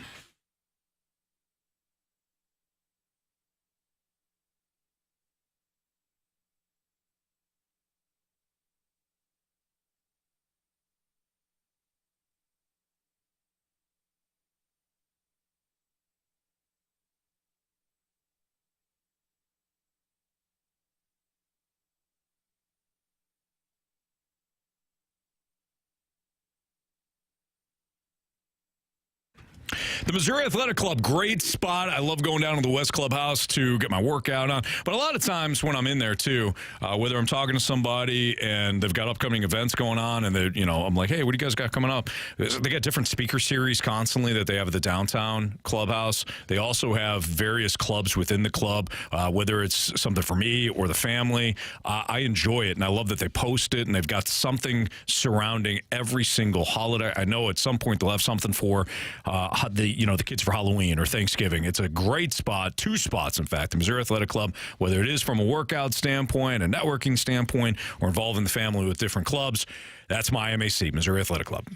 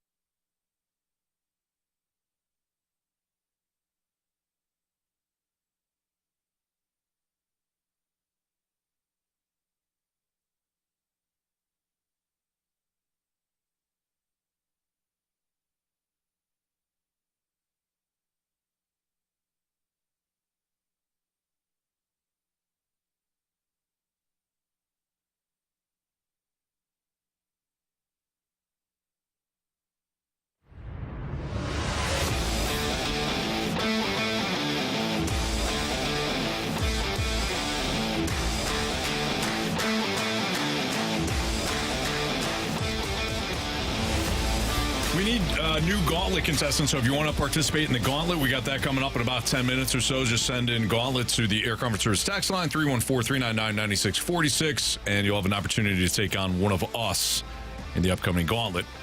Time for the NFL 4 Down segment now, though. Marsh, go. First down. All right, gentlemen, we talked earlier today about CeeDee Lamb, and he got paid. What does his contract mean for Dak Prescott? They still have to figure out how to pay Micah Parsons. Yeah, I think this is going to be tough to fit everybody under the salary cap at some point. But what are you going to do? You're right, CD. When you talked about CeeDee Lamb and the rest of the Cowboys receiver depth, it's incredibly thin. If you didn't have CeeDee Lamb, I don't know how much you were going to move the ball offensively this year if you're Dallas. So, and not that you're in good shape if you're relying on only one guy, but nonetheless, without him, you're SOL. Yeah. When it comes to an overall contract situation, I wonder if Dak at some point is going to take a reasonable deal, understanding that Micah Parsons also needs a new contract and he's going to make the team better, or if Dak's going to want the max and the team isn't going to be as good around him. If you are in Dak Prescott's shoes, his agent, the NFLPA, like they can't allow him to take a reasonable deal because you set it. You set the market back for everyone else going forward. So I think he's going to be $60 million a year, and the Cowboys are going to have to find a way to print that money. They're going to have to find a way, and they will have to make it happen some kind of way. And they still have another year, I believe, before they have to pay Michael Parsons. So they could hopefully alleviate some issues by then, but they're going to have to pay Dak Prescott what the market is going to tell him he needs to be paid. I just don't see how the team is going to be. I mean, you're coming up short consistently in the playoffs. If I'm Dak, it ain't my fault. Yeah, that's true, Daniel Jones. When I was watching that today, I started watching the offseason with the New York Giants. Daniel Jones needs help up front. Really, a lot of help up front. Every play they showed, he's been injured every time he's getting up off the ground after getting sacked. So maybe Daniel Jones is really good, just can't stay off of his back because he keeps getting hit by linebackers and defensive linemen. Maybe the Steelers should get that. No, their offensive line is not good either right now. So, yeah, it's not great. Okay. Second down. Danny Dimes. Yeah, he can't help himself. I mean, he's Eli Manning, right? No. He loves Eli. No, he's not. He loves Eli. I don't love Eli. Eli beat my Patriots. I don't love Eli at all. You think he's a Hall of Famer? No, Joe Flacco is. Oh, sorry. Got him confused. Speaking of quarterbacks, Mike Sando from The Athletic put together his annual quarterback tiers article. The only 3 in Tier 1 were Patrick Mahomes, Joe Burrow, and Josh Allen. Should Lamar Jackson be included in that tier? Yes. Well, is Lamar? Hell yes. He's a 2-time MVP. He's a 2-time MVP. Okay. Yeah. I'm just making sure I got it right. And Josh Allen is a no time. Yeah, and before anybody's like, well, what has Lamar won in the playoffs? You could say that you can make the same argument for Josh Allen. Agreed. I always view it as, okay, like Patrick Mahomes now, since Tom Brady retired, Patrick Mahomes is in a category all to himself. Yeah. Who are the other quarterbacks that really keep NFL defensive coordinators up at night? I'm not talking about the overall systems, like Miami with Tua, like the Dolphins system and those receivers and everything, like Tua being accurate. It's the whole thing. Yeah. I don't think Tua alone forces NFL defensive coordinators to lose sleep. No. But defending Mahomes, Allen, Lamar, Joe Burrow when he's healthy, that to me is what should make up that top tier. I agree. Like Mahomes is in a category all of his own, and then it should start Tier 1. So maybe it just should have been Tier 1 Mahomes, and then Tier 2 everybody. Should have been Tier 0 Mahomes. Yeah, there you go. Like week 0. Tier 1, exactly. College football. Yeah. But Lamar, I mean, two-time MVP. That's crazy. Last year, everybody's like, well, let's see what he does now in a different system and whether or not he could be a passer. Done. Third down. Speaking of Sando's quarterback tiers article, which quarterback from the list will be the biggest riser in terms of this list next year? And which quarterback will take the biggest drop? Ooh. Biggest rise on Kirky probably a fall, especially if he's not starting. He's in tier 2. He'll be starting. Will he, Anthony? Yeah. Have you seen his numbers? Yeah, okay. I don't really, when you get that way about Kirk Cousins, it makes me feel bad because I know. Why? Because you're not a fan. You're not a Kirk Cousins fan. I think Kirk is a nice guy. I think he's a nice man. I do. I think he's a really nice person. And he puts up regular season numbers like anybody. You know what I mean? Like Dak Prescott, he puts up big time regular season numbers. So I don't understand what you're asking from me. He's a nice guy, and he puts up good numbers. Not what you said in our text thread the other day. I was angry. I was angry that night. You said something to us and implied us to be like Kirk Cousins. Well, you guys were being like Kirk Cousins. You guys were going to be really good for 4 days, and then you were going to take the last day off. The most important day. Anthony. We're going to take Tuesdays off like Kirk does, and so, Anthony, you'll be by yourself tomorrow and Friday. You wouldn't take Tuesdays off. You would take, No, he takes Tuesdays off. All NFL players do. Yeah, he gets Tuesday off. Everybody does. See you Wednesday. Isn't that not the day that... Best 3 words in sports. I had to count them. Tuesdays in the NFL are off days. Unless you play on Thursday. Keep guessing.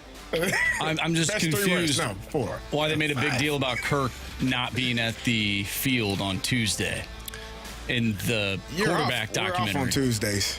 Tuesday is an off day. I don't know. I haven't gotten there, so maybe there's some context I'm missing. But yeah, NFL off days are Tuesdays. Yeah, we get off Tuesdays. But no, Marsh, he would take off a Saturday or Sunday in January. Those are the days that Anthony Kirk would take off. Anyways, what was the question? Risers and fallers? Yes. I got 2 names. Well, I got my riser. Who would that be? Jaden Daniels. Oh. But is it a riser when we don't even know where the market's set yet? Yeah, he's okay. Fine. Like it's an unknown. What about, all right, Trevor Lawrence. Because I was going to say Bo Nix, and I thought, all right, fair. Trevor Lawrence. I'm not high on Trevor. If he cuts down on the turnovers, I think all of a sudden his numbers are like, oh, okay, I get it. But the turnovers are so bad. He was, I think, one of the most, the most overlooked aspects of his game last year. He was hurt, man. He had a shoulder injury, an ankle injury. Well, gutted it out. If you're out there playing, no excuses. All right. I would say Trevor Lawrence is my riser. I'm interested to see what Anthony Richardson looks like. Healthy, a full season. He's probably going to have to learn how to get down and not try to run people over at the goal line and hurt himself. Yeah. But I am interested to see what he looks like. He's a big, strong young man that I think has a powerful arm, and I think he can be really good. I think both of your guys' picks are really good. I was thinking of Anthony Richardson off the top, but Trevor Lawrence makes a lot of sense as well. So I'm in line with you guys on that. Faller's easy for me. It's Aaron Rodgers. I think he has stink this year. I mean, it's in play. It is completely in play. Can I put another Russell Wilson? Man. He's not going to even He might not even play. Because Justin Fields is really damn good. He's a good runner. There's no doubt about it. He's just the best of the worst. Hey, I don't got to outrun the bear, Jamie. I just got to outrun you. That's what I'm saying. So it's not like you're sitting here like ordering the Hall of Fame jacket for Justin Fields just because he's better than Russell Wilson. All right, you got one more, Marsh? 4th down. Bryce Young, he looks sharp in his one and only NFL preseason game. Could he surprise this season, or is he destined to be a bust because of his size? I think the situation they was put in last year was absolutely awful. I mean, horrible team, horrible coaching. Is he? It wasn't necessarily horrible coaching. The owner was trying to run the show. Right. A horrible situation all the way around. I think if he gets just a little bit more help and good coaching, he's going to be at the bare minimum a serviceable starter. He's got the arm, he's got the tools. He's slight. Like, that's the thing. He's a smaller quarterback, and I think that's the big knock on him. But last year, I don't know how you can even judge him last year. I would say, I don't know, because their best receiver was Adam Thielen. No knock against him, but he was well past his prime in terms of what he did when he was in Minnesota. They added Deontay Johnson. They traded for him, which I think he caught over 100 passes a couple of years ago, and was a really good receiver. They drafted Xavier Leggett out of South Carolina. I think they added to that position. And the thing that was crazy to me about the Carolina Panthers, a couple of years ago when they traded Christian McCaffrey, they started running the ball really well, which I thought would carry over to the following year, but it didn't for whatever reason. But Chuba Hubbard is going to be their starting running back. I think if they get back to running the ball successfully like they did a couple of years ago and have those receivers on the outside, I think he might be better than – he can't be much worse than he was last year. They were the worst team in the NFL. They won't be this year. That's going to be the Patriots. Oh, yeah. They're going to have the number one overall pick. I thought Drake May didn't look terrible, though. He didn't look terrible.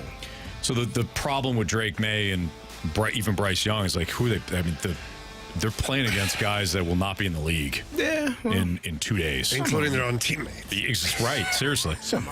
That's going to be rough. All right, Gauntlet is next on 101 ESPN.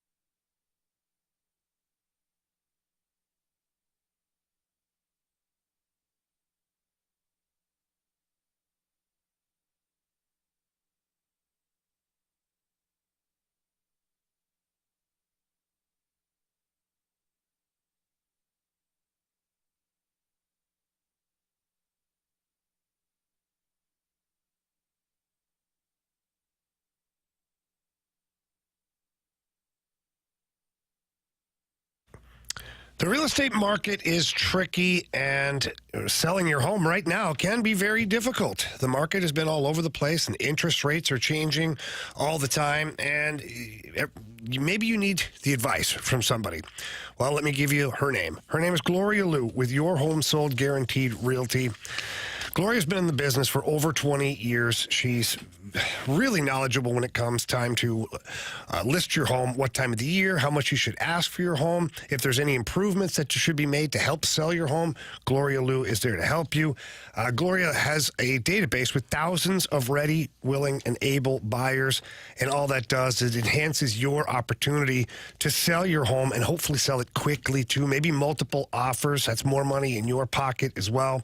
So please, if you're thinking about selling your home anytime soon, call Gloria Liu. Tell her Jamie Rivers sent you in. Her number's 314-325-6888.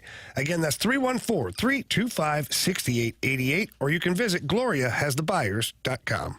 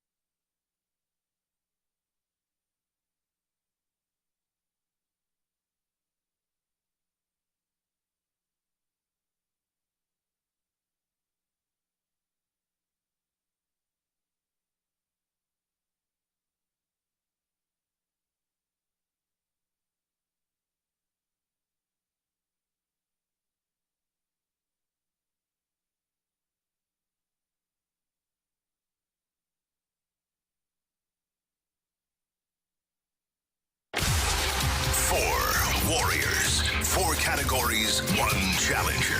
Can you survive the Gauntlet?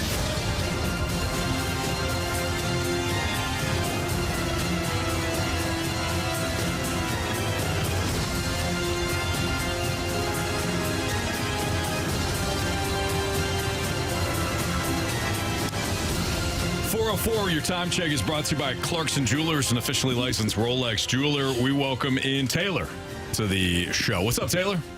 Hey, how y'all doing? Good, man. How are you? Doing great. Excellent. All right, so you have an opportunity to take on Marsh, Carey, or Jamie, or me. So who would you like to take on? Ooh, let's do Carey today. Carey Davis.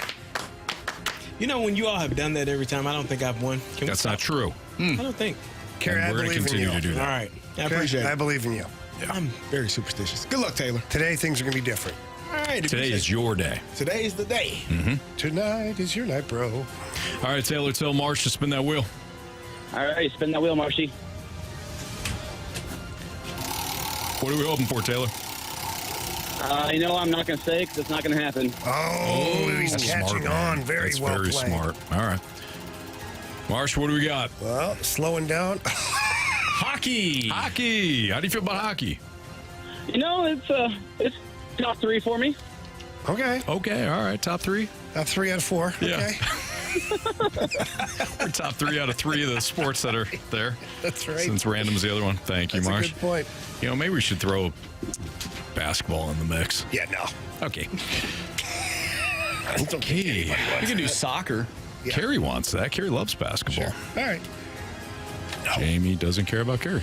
All right. That's not 4 true. hockey questions today, Taylor. All worth 2 points unless you ask for the options. If you ask for the options, those are worth 2 points. Are you ready? Let's do it. All right. Question 1. Oh, hang on. This is a Bradford. This is a Bradford special. Hang on. With 7 more wins this upcoming season, Jordan Binnington will become the winningest goaltender in St. Louis Blues history, passing which current all-time wins leader for the Blues, who had 151 victories?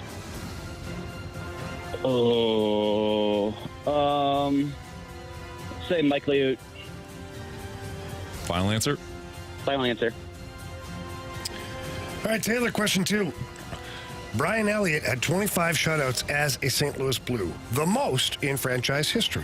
Which goalie had 21 shutouts, second on the franchise all-time shutout list? Let's go with the options. All right, was it Jake Allen, Yaroslav Halak, or Glenn Hall? Let's go Jake Allen. Final answer? Final answer. Thank you. Question number 3. What number did Philip Broberg wear in Edmonton? Ooh. Options, please. Options are 82, 84, or 86. 84. Final answer. All right, question 4. Dylan Holloway was drafted by the Edmonton Oilers 14th overall in which year's draft?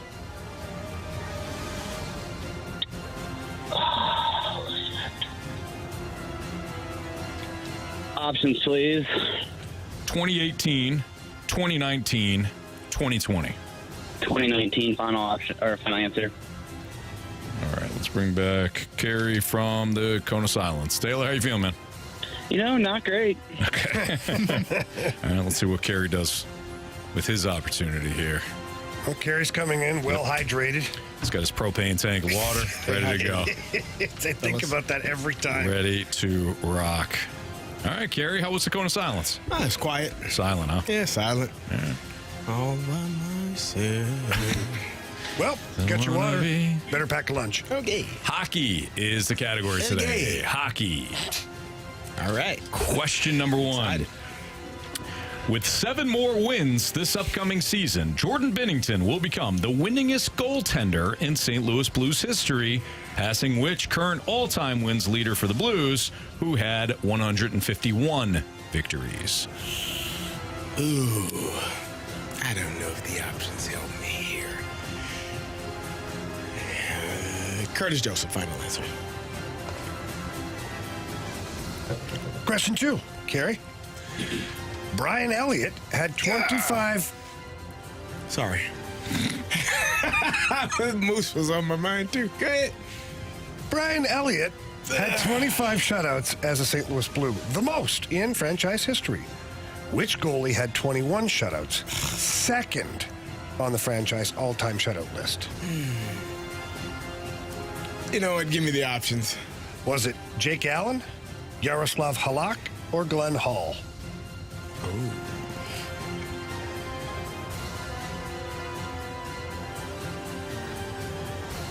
Glenn Hall, final answer. Question number 3.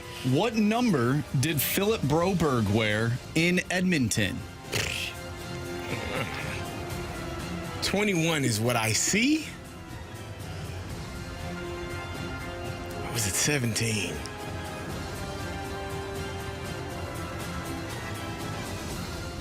Mm. 21, final answer. All right, Carey, final question. Dylan Holloway was drafted by the Edmonton Oilers 14th overall in what year's draft? These options are not going to help me at all. Okay, so he's restricted. That's usually 3 years, correct? So 24, 20. Then how many years did he play in minors? Okay. I feel like it's 2018. Final answer. All right, let's go over these. Taylor versus CD in the Gauntlet. Like how you all sound. No. Carey Davis.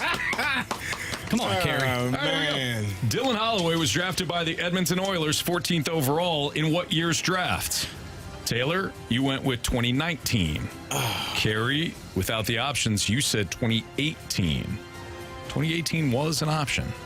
Correct answer is... Carey, you were whittling away with your math there. Pretty close with the RFA entry-level contract, trying to figure it out. The answer is 2020. 2020.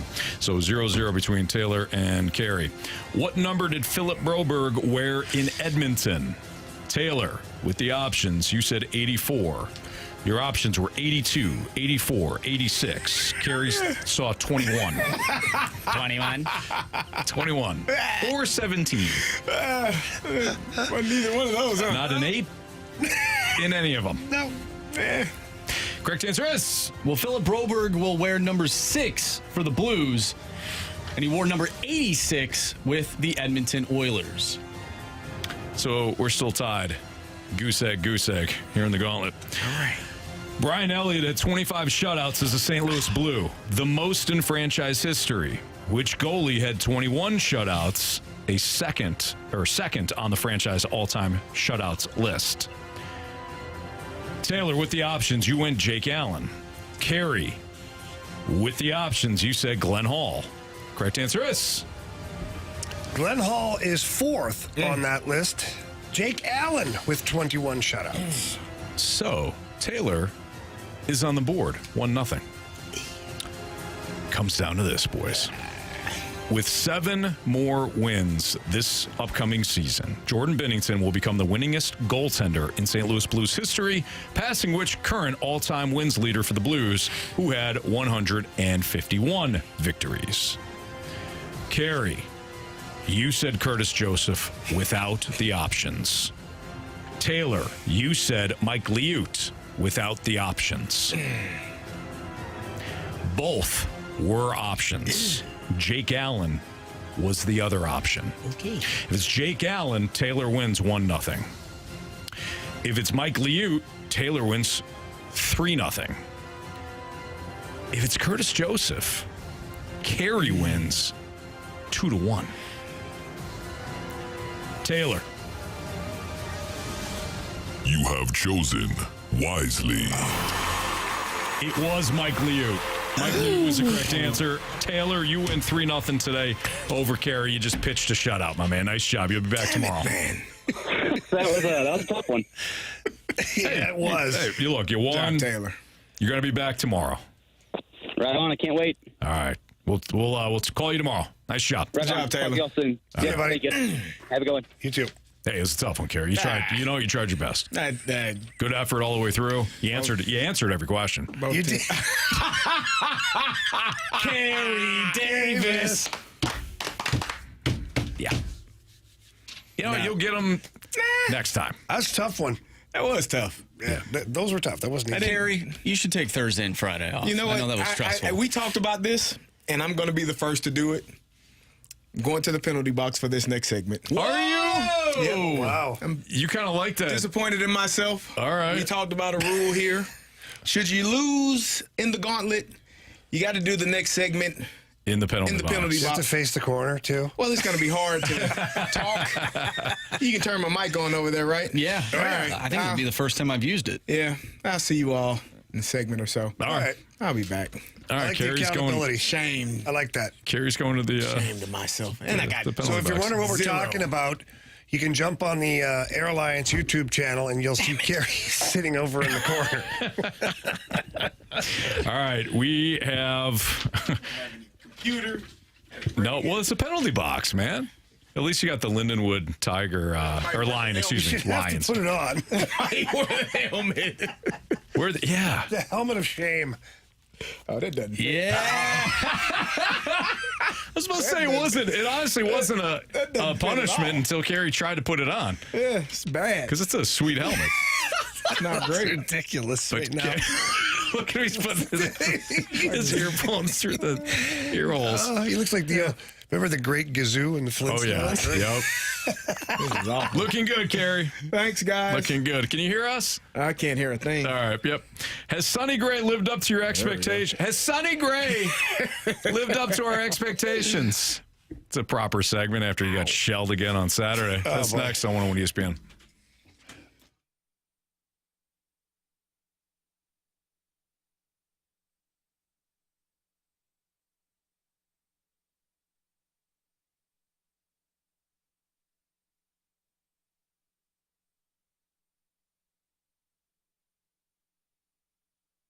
Well, Anthony, we're talking about mentality all the time, and had another buddy of mine give me a call who's, he's going through some things right now. He's in his 40s, and his energy's low, and he's not feeling good. He's a little depressed.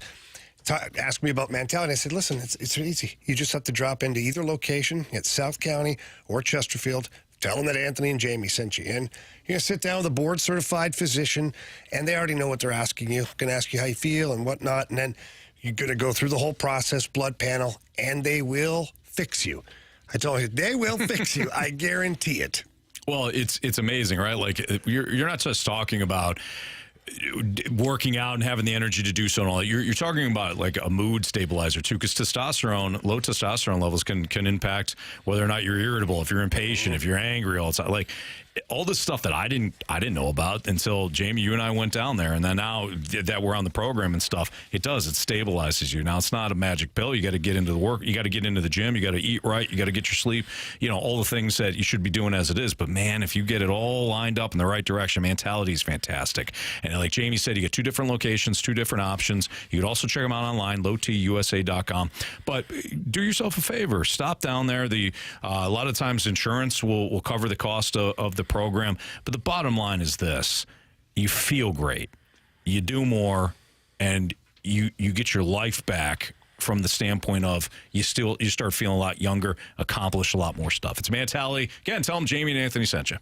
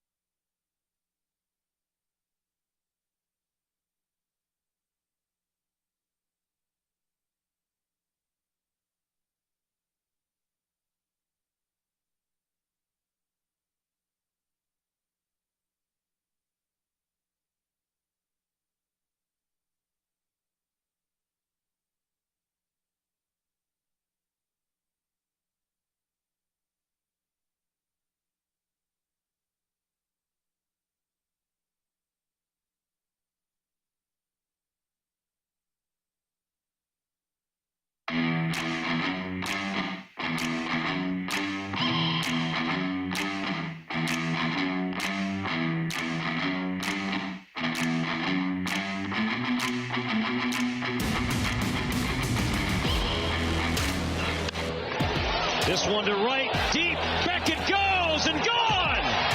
On a cutter, Trevor Larnach finds the dock in right, and the Twins surge in front. It's 3-0. To center field, deep.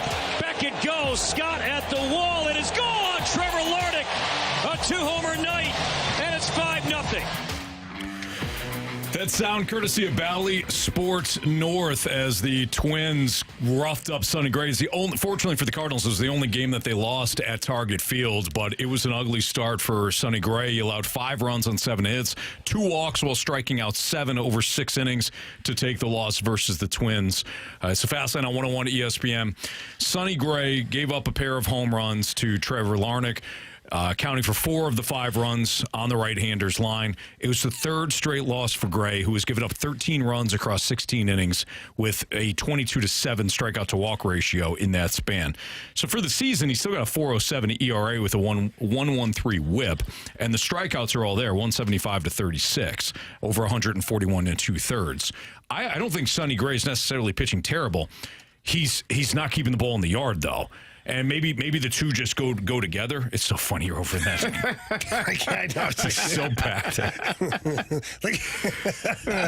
It's hilarious. The home runs have ruined everything because he is getting strikeouts. If he'd keep the damn ball in the yard, and I realize, like, well, if you don't rob a bank, you're not a thief. Okay, but if you don't commit a felony, you're not a felon. Yeah. I get that. But if he would merely keep the ball in the yard, his numbers wouldn't be as bad as they have been.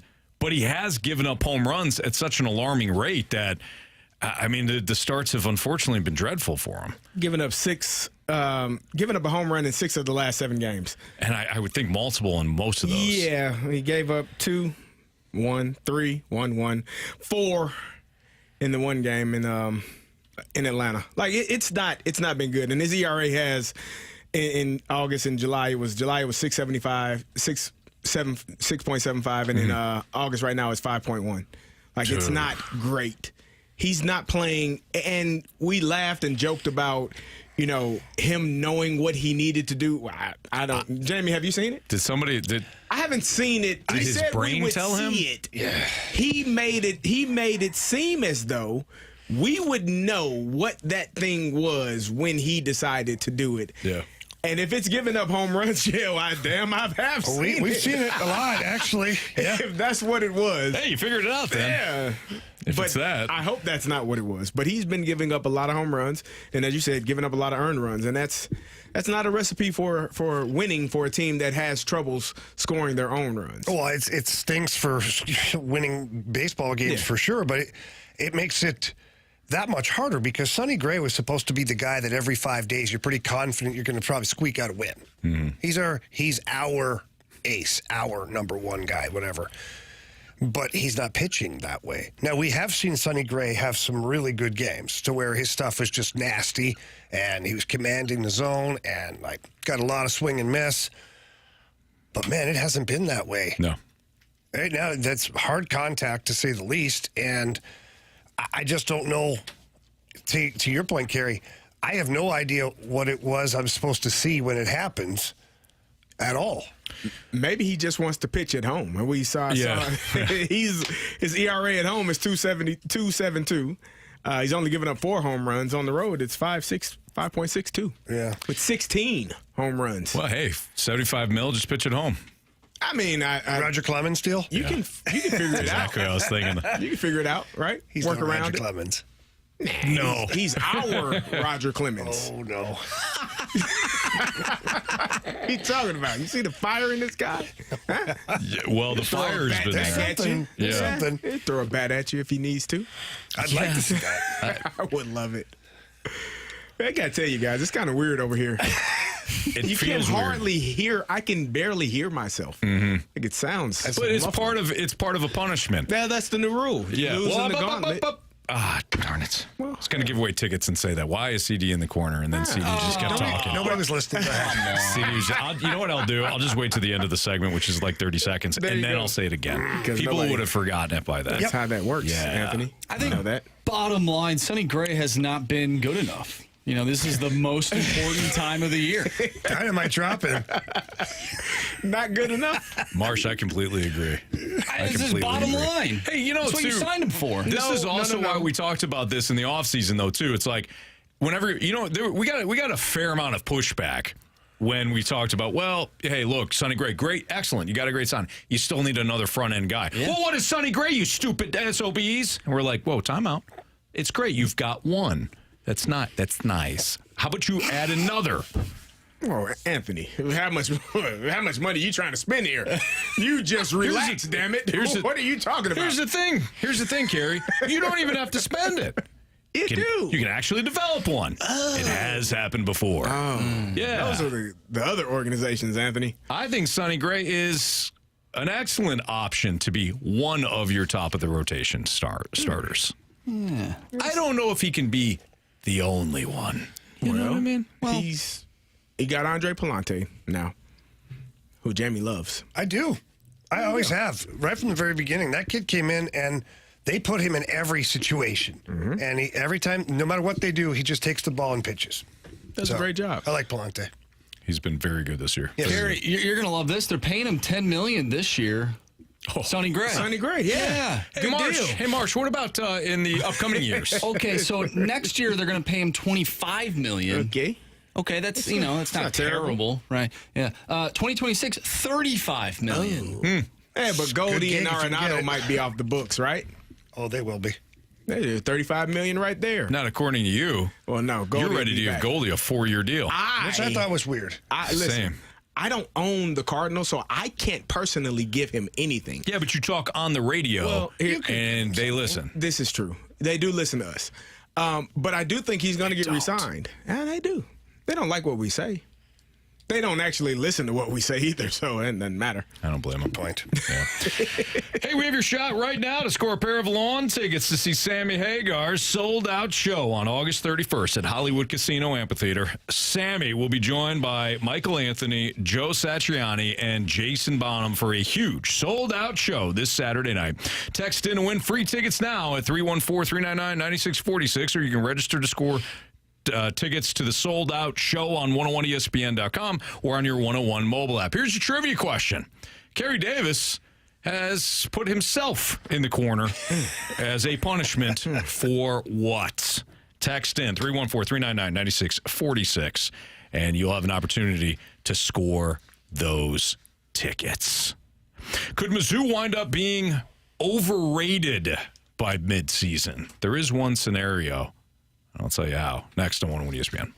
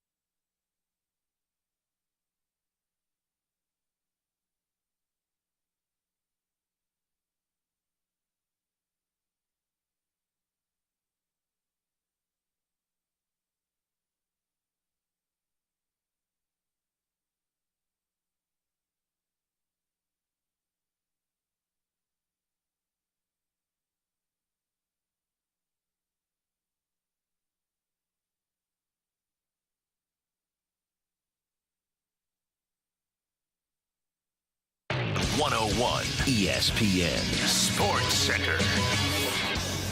I'm Andrew Marsh. It's time for his Sports Center update, driven by Johnny Londoff Chevrolet and Johnny Londoff Autoplex. The Cardinals take on the San Diego Padres, a 4-game series against San Diego.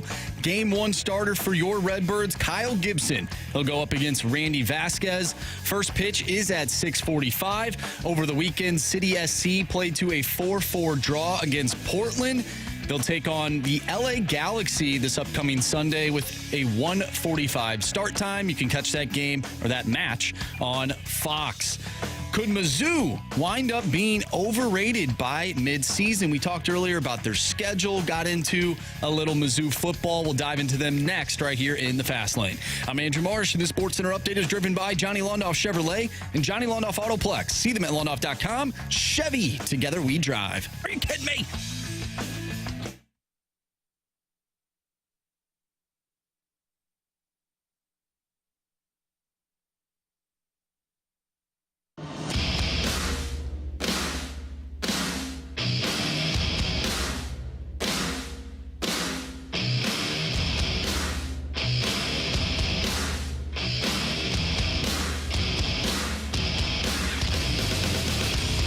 So anybody that's been listening to our show talk when we talk Mizzou football knows that, I mean, we're all, except for Carey, high on Mizzou this year. Oh, I like Mizzou.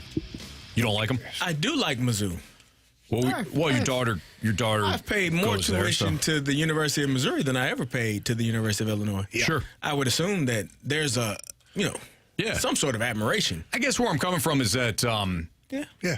Sure. you don't ever say things nice about them. That's all. Like you're never not true. positive about them. I said you're earlier, correct. I said that this team should win 10 games. Yeah, but you're like, And this make team it to should the win 10 playoffs. games. You were like angry that they're going to win 10 games. No. You were. Listen, I'm angry that Illinois, I found this out, that Illinois has only had 3 10-win seasons in ever, Bob. So But you were part of them. I was part of one. Nice. Cool. You're going to The go other down two, in I history. wasn't alive, I don't think. Well, that's a problem. Yeah, that's a tough one. Yeah, that's I was alive. Yeah. So Maybe for one. Anyways, anybody that, and I'm giving this disclaimer right now because Mizzou fans, I'm sure, are going to get mad at me at some point, but I really like them this year. I do. I think that they're going to be a playoff contender. I think they should be a playoff contender.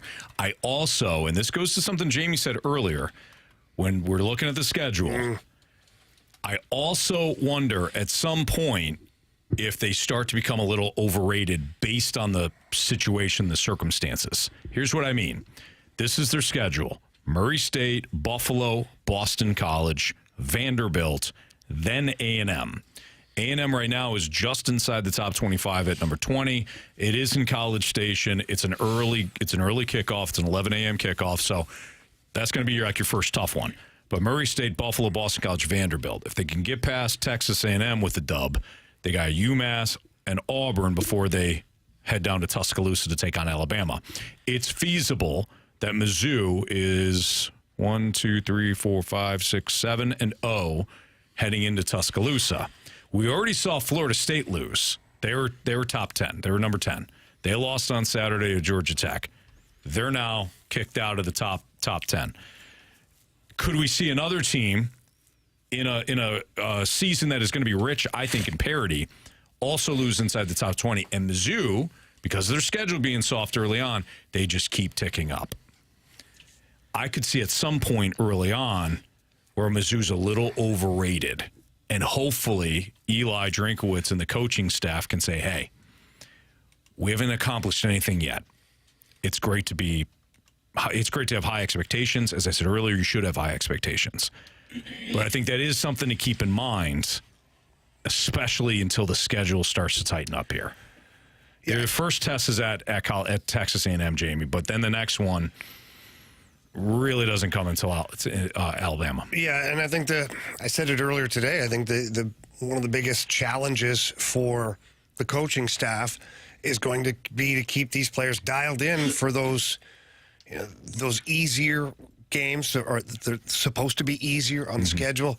Like, you can't fall asleep, because if you're expecting or you're thinking that your first loss could be against Alabama, well, you can't go just looking past some of these opponents because then you're going to get caught. And at that point, like, now you've got a loss that you shouldn't have had on your record, and things just get harder and harder from there. So for Mizzou, the weekly challenge is going to be like treating every single game like it's an Alabama type game. And if they can do that, I think that, you know, the schedule tells me that they should go into the Alabama game undefeated. Now, the schedule doesn't always control the outcomes of the games. Of course, yeah. But, yes, for me, again, that's the biggest challenge. I think I agree with you that they should be, you know, undefeated going into the Alabama game. That Auburn game is a trap game.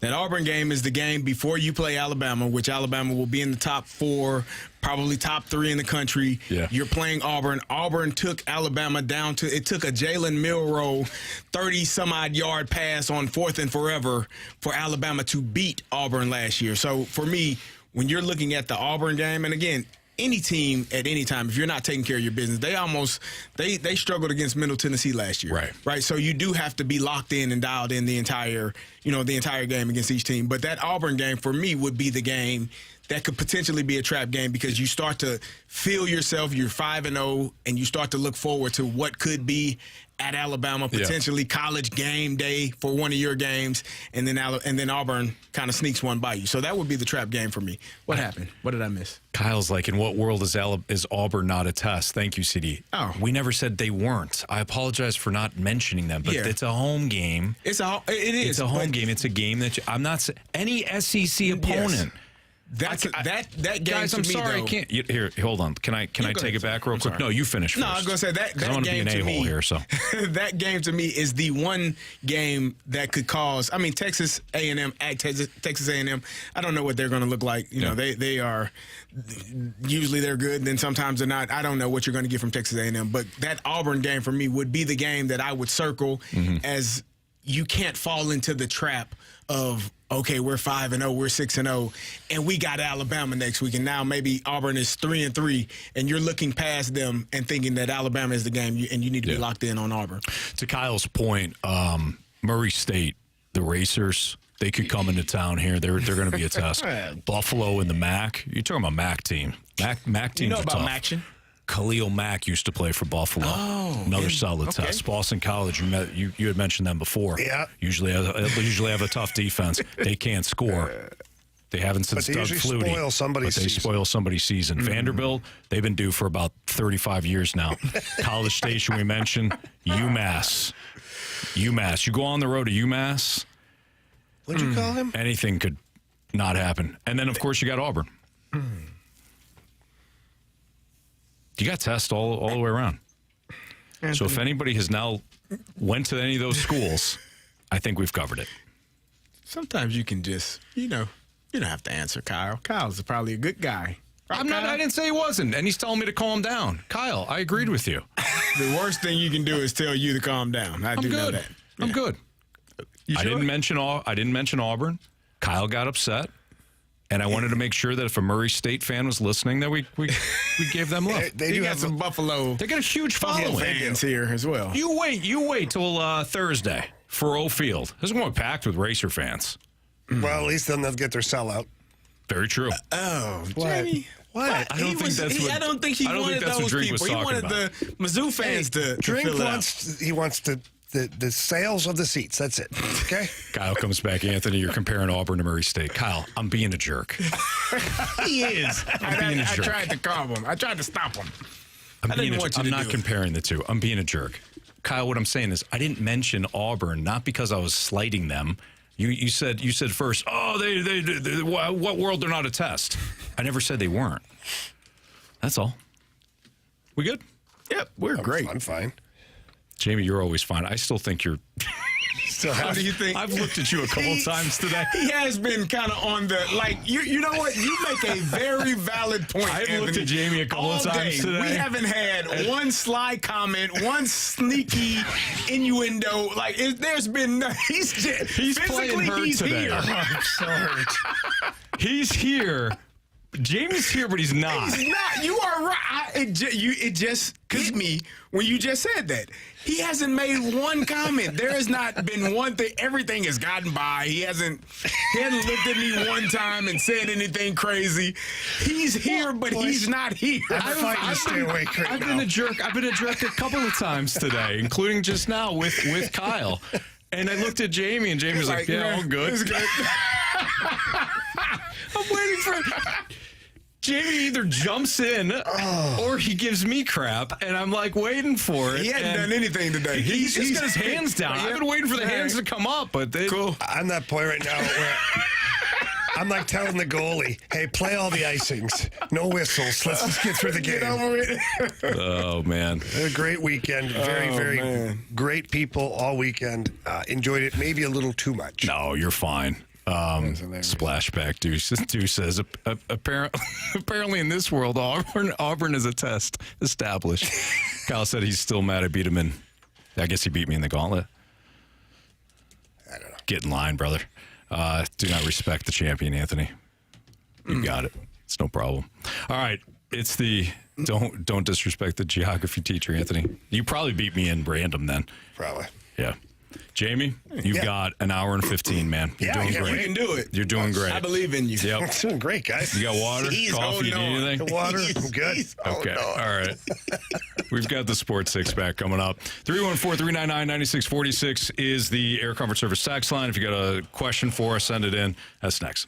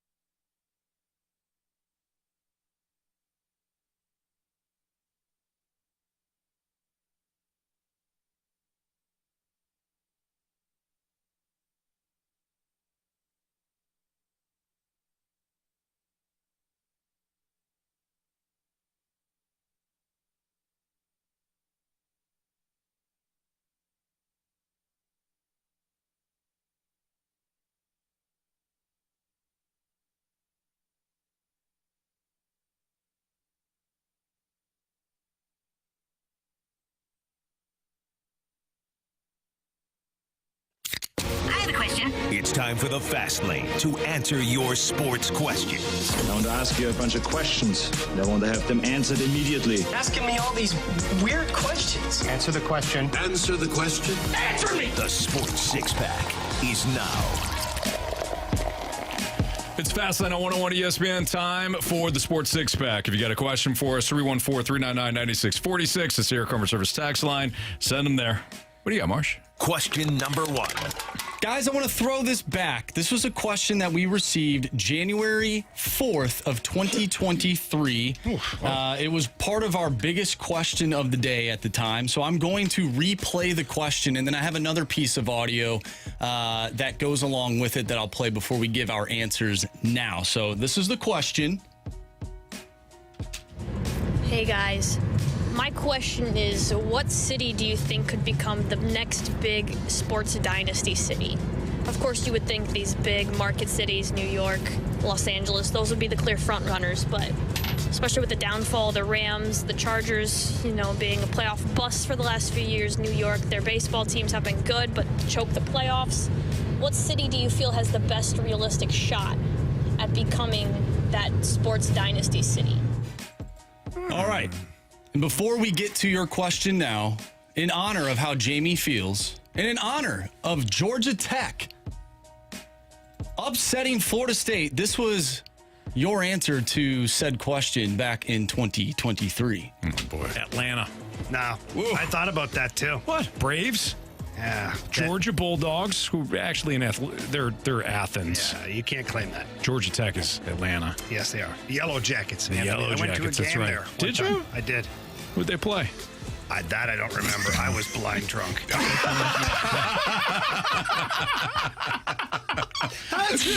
not fair. That could be his answer to anything.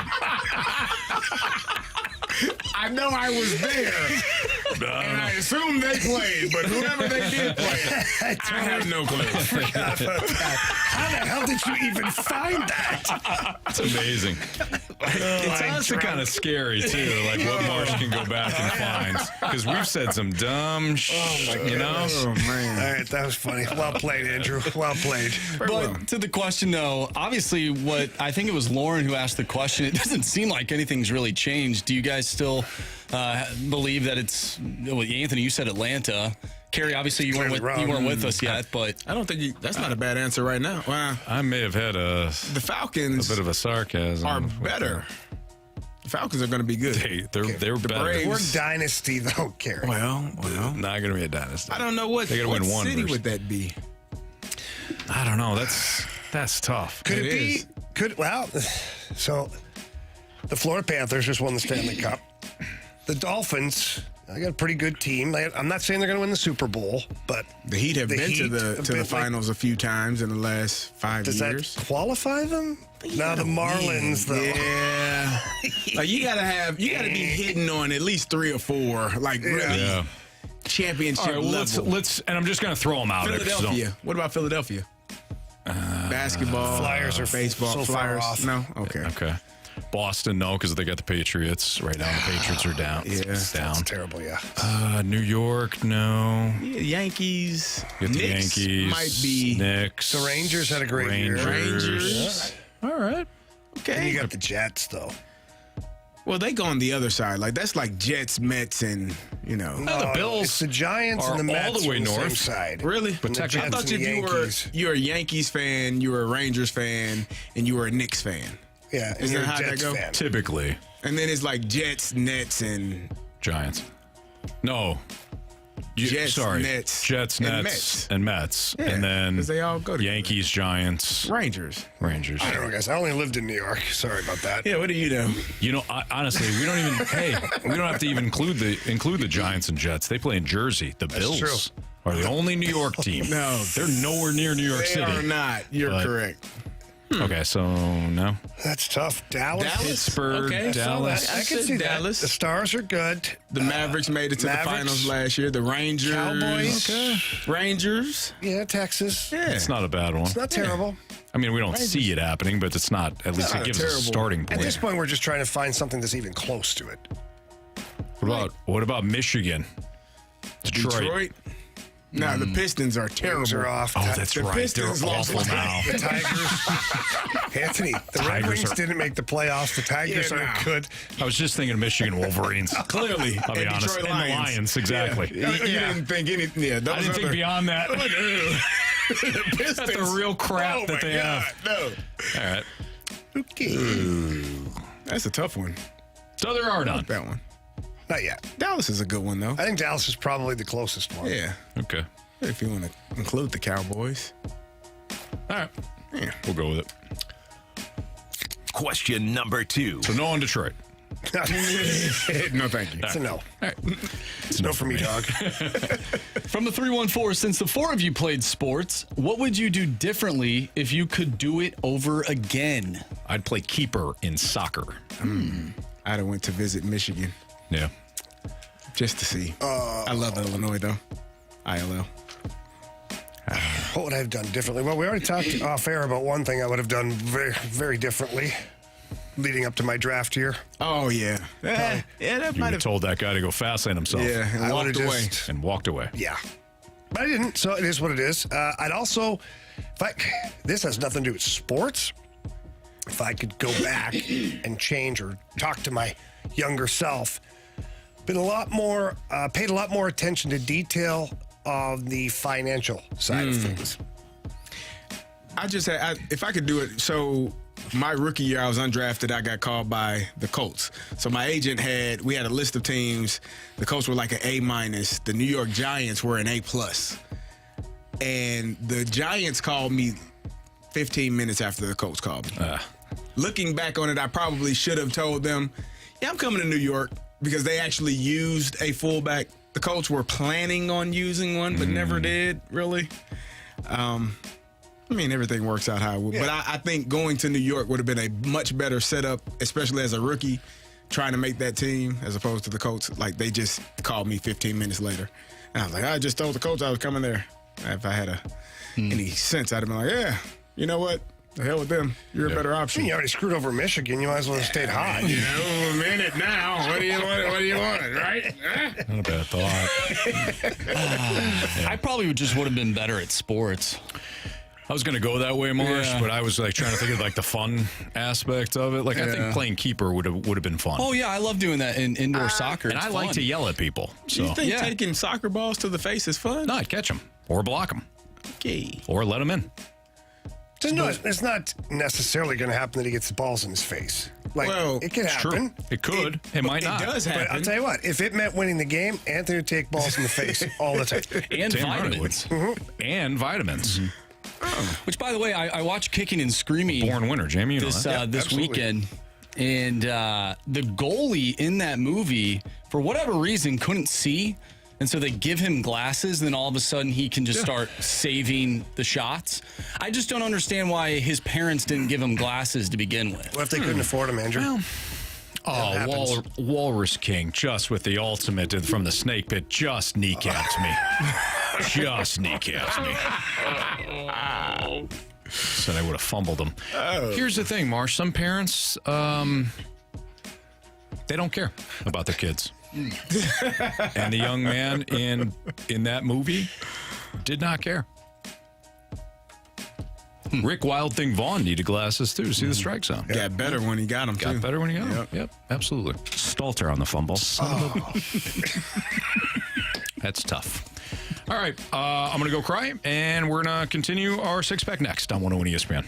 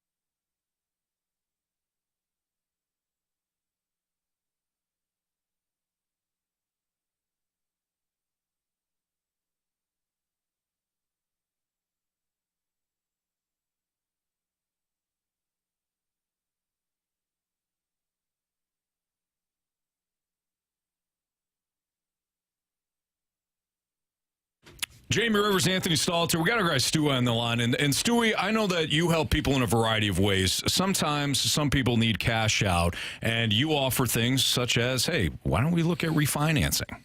Anthony, actually, there's good news out there. Rates are dropping. So we had an ESPN listener close today. 6 months ago, he closed on his loan, and then he got into some credit card debt, wants to do some improvements, decided what can he do, but he was afraid because he didn't want his payment to go up. We just refinanced him, gave him $45,000 cash, and did his payment go up? No, nothing, nada. Same exact payment, maybe $5 less is what it turned out to be. He got $45,000 cash, got rid of the PMI that he had on there, and his payment's staying the same. 6 months from now, rates are going to go down. We're going to watch it for him, and we're going to redo it again for free with the bagel loan. That's exactly what you get when you call Stewie, is that great customer service. Not only is he talking about refinancing, he says, we're going to watch, and if it drops again, we're going to hook him up again. Yeah. That's the key right there, is having somebody who is going to help you with all of those things. And I know, Anthony, you and I, we'd be nowhere without our guy, Stewie. No doubt. So all you got to do is give Stewie a call on his personal cell phone. That number's 314-324-4440. Again, that telephone number is 314-324-4440. If you can't remember that, Anthony, what can they do? You can always Google the bagel loan. Thanks, Stewie. Have a good night, guys. NMLS number 226715.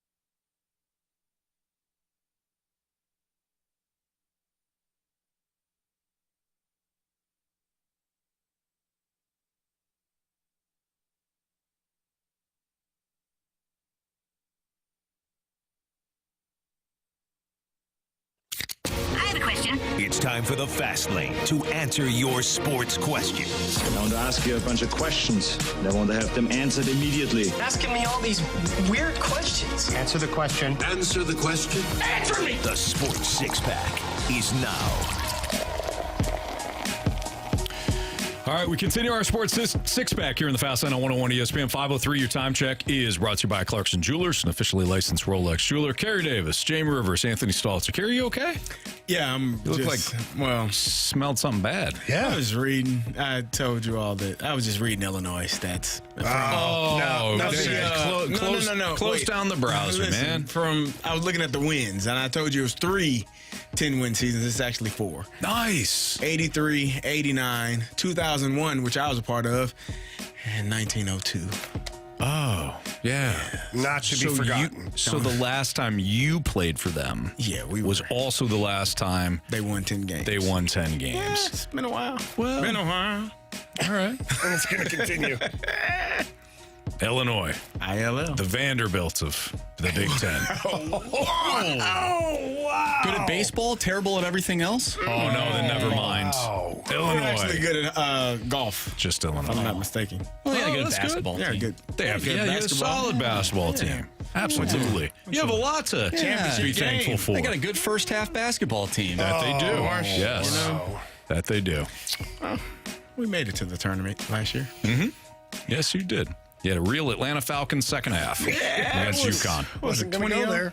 Well, I'd figured if I do it, then I appreciate you guys can't. So they won the game. Nah, they did. Yeah, exactly. They won the half. They won the half. They won the first half. Barely. Hey, samesies. Question number 3. Well, I'm glad we're all feeling bad. Jamie, anything you want to discuss from your Blues history? Something that really, really defeated you? Yeah. The overtime goal. There it is. From Steve Yzerman. Okay, good. That one broke my spirit. Good. All right.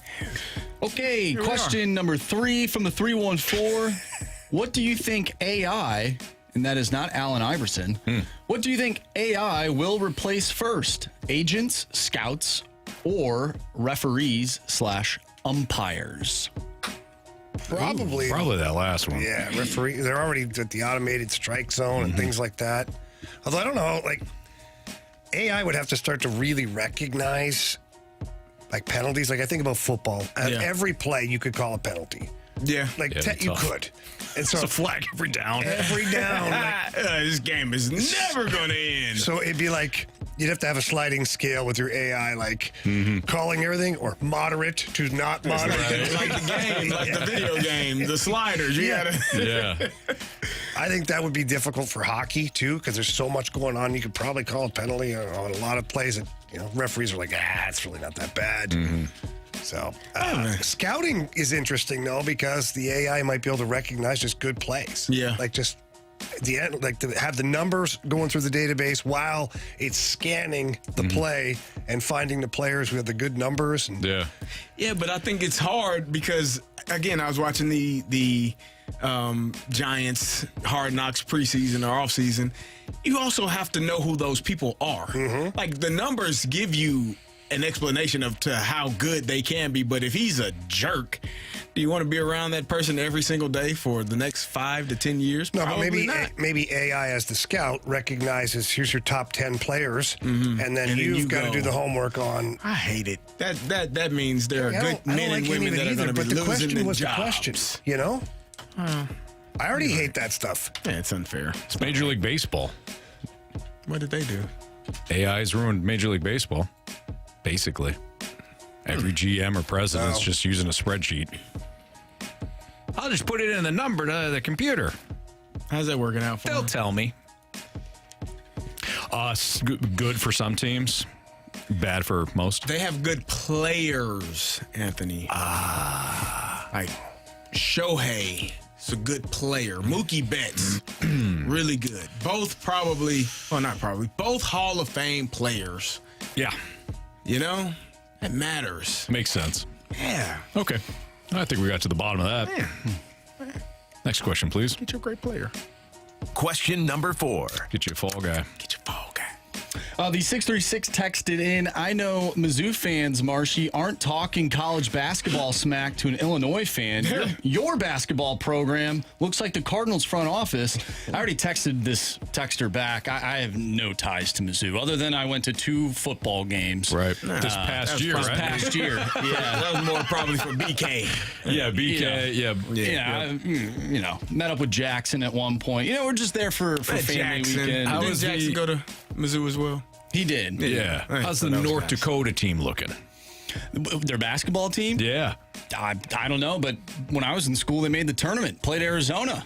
How'd they do? Well, they got smoked, Anthony. Arizona was really good at all. They were. It was a 2-15 matchup. But they made the tournament. Well, that was when you went there? That was when I was there. Was that the last time that they were in the tournament? I think it was the first and only time. The last time I went, I was attending Central Michigan. Was the last time they were in the tournament. Yeah, how about that? We leave the school, things fall apart. I think that's the right. Last time Illinois won 10 games, Carey was there. Last time North Dakota and Central Michigan were in the tournament. We were at our respective schools. In fact, when I was there, we're important. The hockey team won the national championship. Preach. The women's team got cut. The baseball team got cut. I think the golf team got cut. Wow. No. And the basketball team, they didn't go back. But that one sport, though. Yes. What they're known for, baby. Nice. The football team, FCS. They are really good in football. No, that's North Dakota State. North Dakota State. Sorry. Anyways, which, by the way, I think they're going to beat Colorado. Anyways, they might. The mailman wants to know from the 314. The mailman, Carl Malone. Did you think Mizzou would be a lot better in SEC basketball? Last year? in general. They were good 2 years ago. They were good 2 years ago. They were awful last year. They didn't even win a conference game. Yeah, they stunk last year. 2 years ago, they were really good, though. Yeah. So do we think they're going to be better this upcoming season? Yes, I do. I think that... What? We got a text from the 314. Well, they got your school wrong. But from the 314, North Dakota and Western Michigan. No wonder you were all on the radio. You wouldn't be able to read a teleprompter. Oh, wow. Yeah. Whoa. Those Western Michigan kids are idiots. Those Broncos. Those Bronchos, right? Yeah, those Bronchos are terrible. Whoa. Yep. That was uncalled for. I went to Central Michigan. It's way different. But you got us. Yeah. With the whole reading thing and the context and the knowing your stuff. You got us. Couldn't have picked a bigger rival for us, but yeah. That's harsh. Good. Anyways, Mizzou basketball. Yeah, no, they're going to be awesome next year. Are they? If you're a Mizzou fan, we're going to say they're awesome. If you're not, then they're going to stink. Okay. No, in all honesty, I do think that a year ago, you know, with the amount of transfers and everything they had, the amount of losses they had, it was just wound up being a tough year. But I do see a rebound. I mean, this is going to be his third year, where he's going to have an opportunity to put his stamp on the program. Really good first year success. Second year is too much of a transition. But next year, I think they're going to have a decent season. A little bit of a transition. Question number 6. I think I might have skipped 5. That's all right. I think you did. Did you skip 5? I don't know. I can't remember. I'm like, you were I'm laughing. We were on 3. I'm when we having came like back. one of those things that you guys have where you can't like remember that's just things. I'm sorry he Monday said for that, me. guys. Yeah, Tuesday, Wednesday, Thursday, Just pick Friday. any day, quite honestly. Saturday, Guys, Sunday. I think your health is not a joke, especially your head health. I appreciate it. So I don't know why I appreciate Mark that you care about my head. said that. Yeah. Thank you. Anyways, whatever question this is, from the 314, do the Blues make a solid playoff spot, or are we a fringe wild card team this season? I'm going to say fringe wild card right now because I haven't had a chance yet to see where these young guys are. Like if Bolduc and Dean and all these guys come back and they've taken some really good steps forward, then it could change a lot of things. You know, how Broberg and Holloway fit in, how quickly do they adjust, and Jake Neighbors, does he pick up where he left off last year?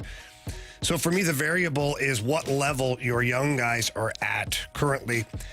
As it sits right now on paper, I think they're a wild card team.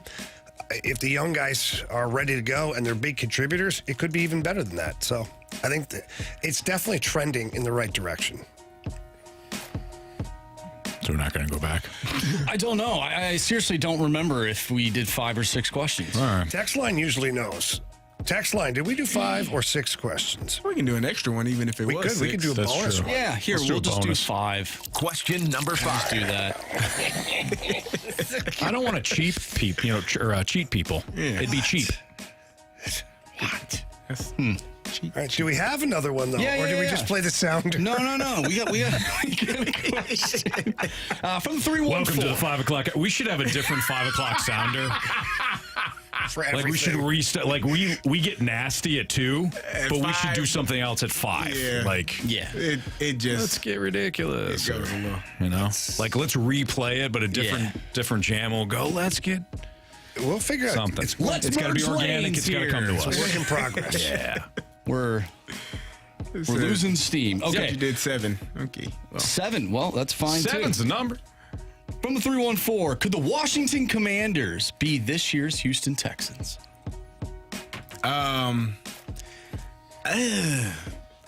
they traded Jahan Dotson, which was weird to me, to the Eagles. Nonetheless, Terry McLaurin, Well, should tell you everything. Then. Here, take this guy. He's good. We promise.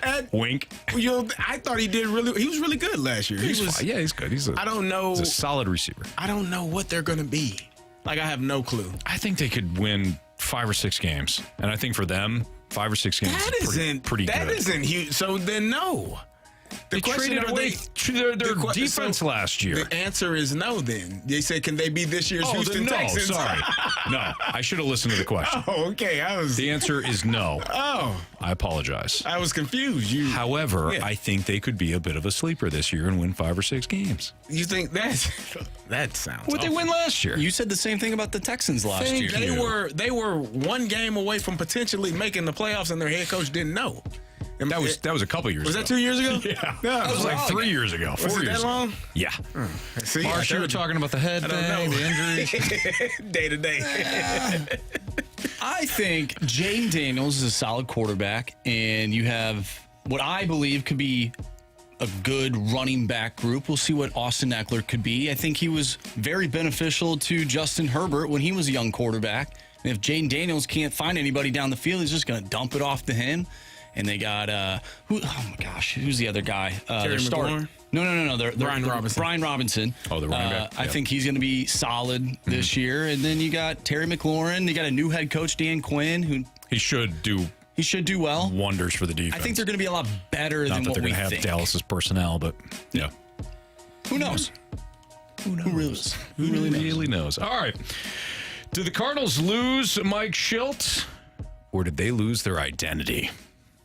Deep thoughts next with the Fast Lane on 101 ESPN.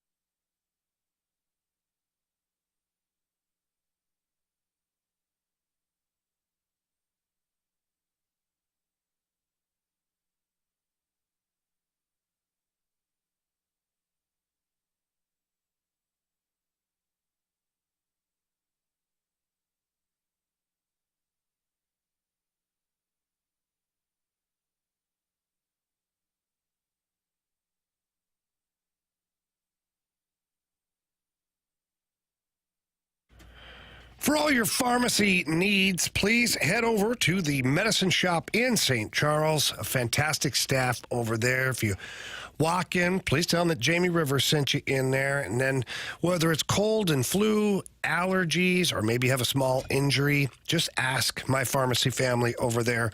They are going to give you all the answers that they have. They're going to treat you excellent. And they know that taking care of their customers is very important. And fellas, are you currently using ED meds? If you are, quit paying too much for them. The little blue pill, the gummy things, you're paying too much for that. The Medicine Shop in St. Charles, they are your destination for cheap ED meds. They got a generic called Sildenafil for less than $2 a pill. Prescription is required, of course. And if for some reason you can't get to the pharmacy to pick up a regular order of medicine, the pharmacy can come to you. The Medicine Shop in St. Charles, they offer free discreet shipping and delivery to your home or your workplace. It's an amazing program. I take full advantage of it with the crazy schedule and traveling and all that stuff. You will love it. And again, when you stop by the pharmacy, you can ask them about setting you up for that program. So please, again, stop by, see the facility. It's awesome. But if not, check them out at stcharles.medicineshop.com. That's stcharles.medicineshop.com.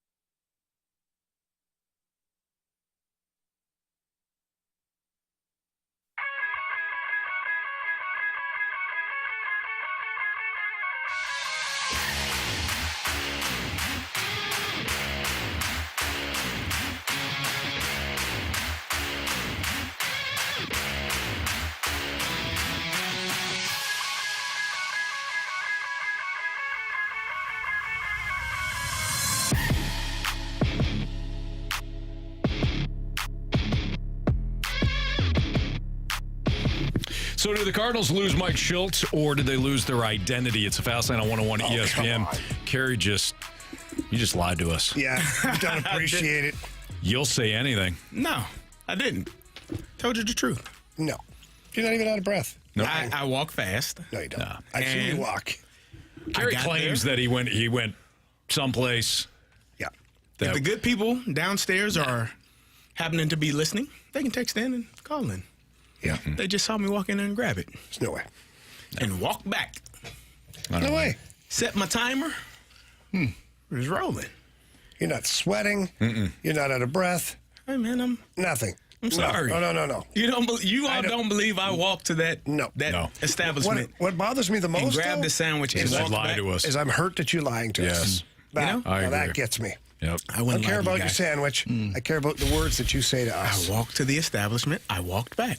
I think you walked downstairs and someone handed it to you. They did not. I think Carey's a jumper. I wish I was. Could jump from one place to another. I wouldn't be jumping to Potbelly. I can tell you that. Be jumping somewhere to the right over there. Whoa! Oh, yeah, Carey, this is the second time. This is the second time that you have mentioned that bank. No, it's the first time I mentioned that bank. Last time it was a bank. Yeah. That's true, but you were looking at that bank as you were saying it. I don't even part of this conversation anymore. I know, I hear you. Well, you should be real careful. You stole something from that bank once. What did you say? I rolled up there to do the little drive-through thing. You know, the little tube comes down. Took it with you. I left the tube. I took everything through the tube in the passenger seat and drove off. I was like, no, they were like, they might now. Arrest or something. Mr. Rivers, you got our tube.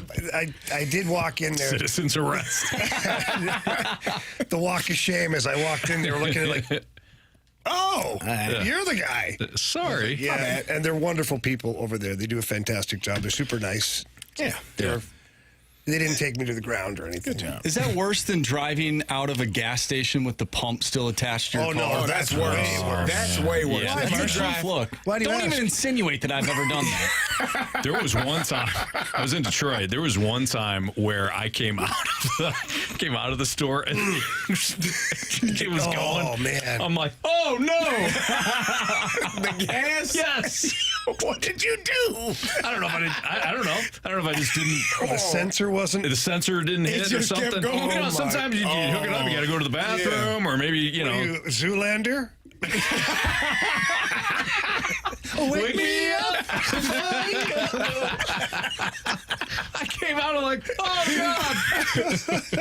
Oh man! When did you get a Starbucks? Yeah, I remember cold brew. That was an expensive night. I remember driving down the street one time, and there's the hose is hanging out of a car, and like it's banging like on the ground, it's flapping.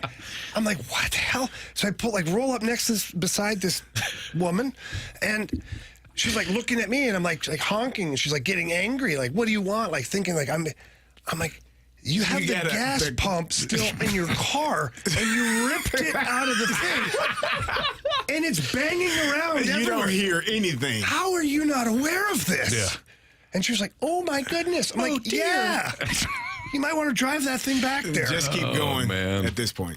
So I went to the gas station just right down the street, and I walked in after the show, and the person at the front desk, as I'm at the counter, she goes, you look like the guy that drove off with the gas pump in his car.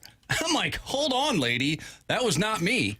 I'll tell you right now, that wasn't me. She's like, no, you look like that guy. So now why? Because I'm a Caucasian? That's not what I'm saying at all.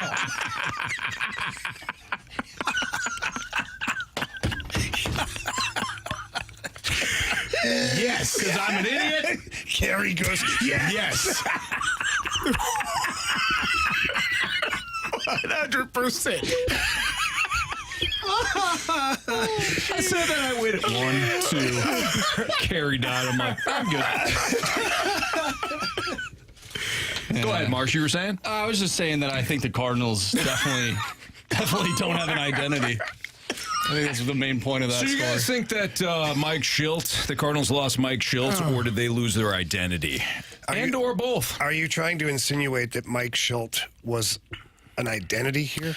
I think that he established the identity, not necessarily that. Yeah. When you say identity, he you're was not the identity. speaking of the Cardinal way, because that was established well before him. Yeah, correct? but Mike Shildt walks around with his little book. His George Kissel book.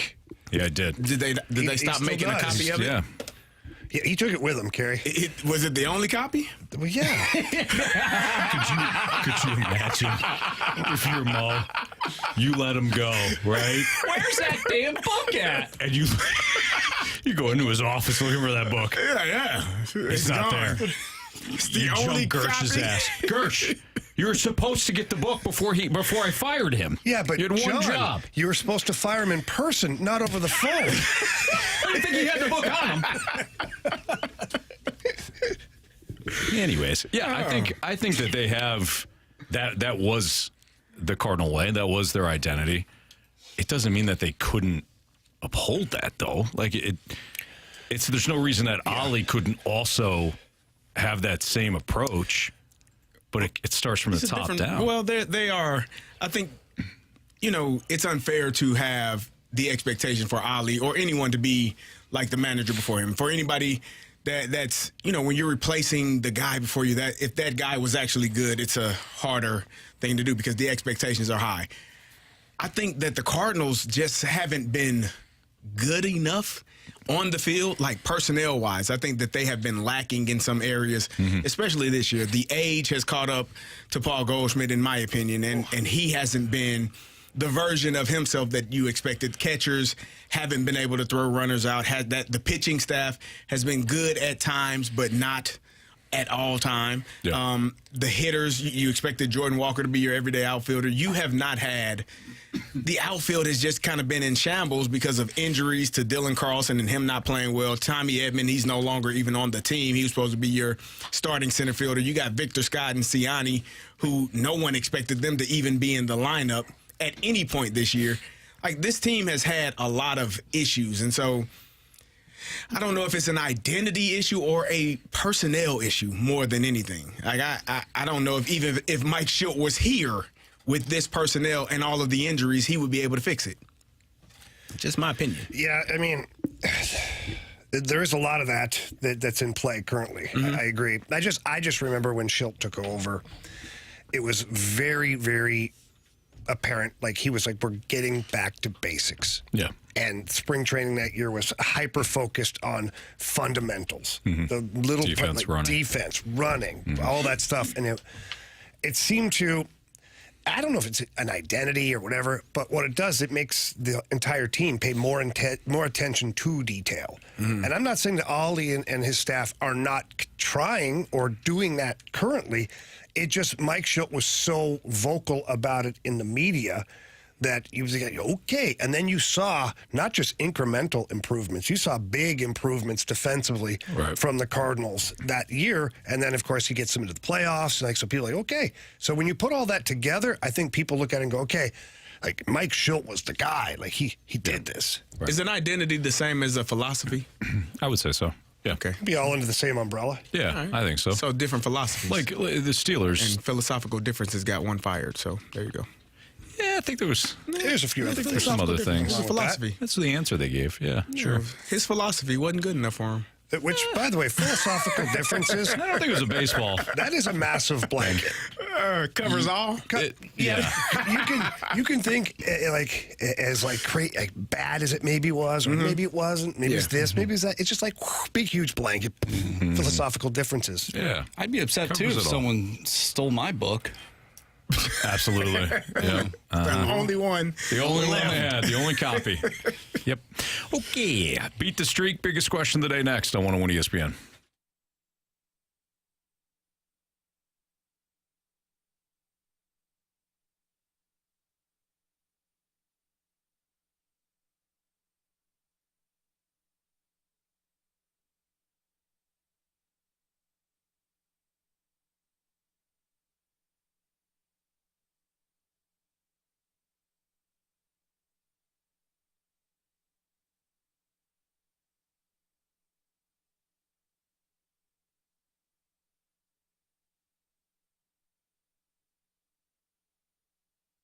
Hey, BT here for Diamonds Direct, and I want to tell you a little bit about Diamonds Direct. First of all, their name says it all, right? But here is the real deal. Diamonds Direct is the best shopping experience you are ever going to get. Are you stepping in Diamonds Direct and boom, there's energy, there's a warm welcome. They've got your favorite drink ready. Everybody's having a blast. This is not your typical hush-hush jewelry scene. It's like walking into a friend's house. It really is. And the people that are there, they're not about sales. They care. They want to dive into your story. What are you celebrating? They find something that is going to work for you and will not break the bank. And trust me, they've got all the perks. I'm talking free cleanings, maintenance, even birthday surprises, all on the house over at Diamonds Direct. So whether you're planning a big proposal or you're looking to treat yourself or someone special, get into Diamonds Direct. Tell them BT sent you in and get ready for a beautiful, perfect shopping experience over at Diamonds Direct. At Olive and 270 at City Place, it's Diamonds Direct.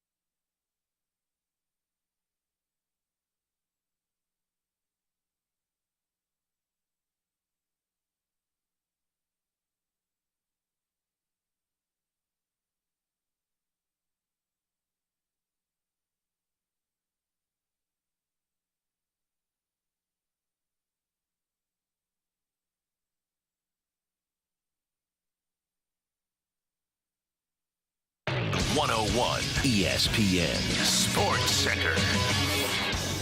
I'm Andrew Marsh. It's time for a Sports Center update brought to you by Saliga Heating and Cooling. The Cardinals take on the San Diego Padres, a 4-game series after taking 2 of 3 against the Minnesota Twins up in Minnesota.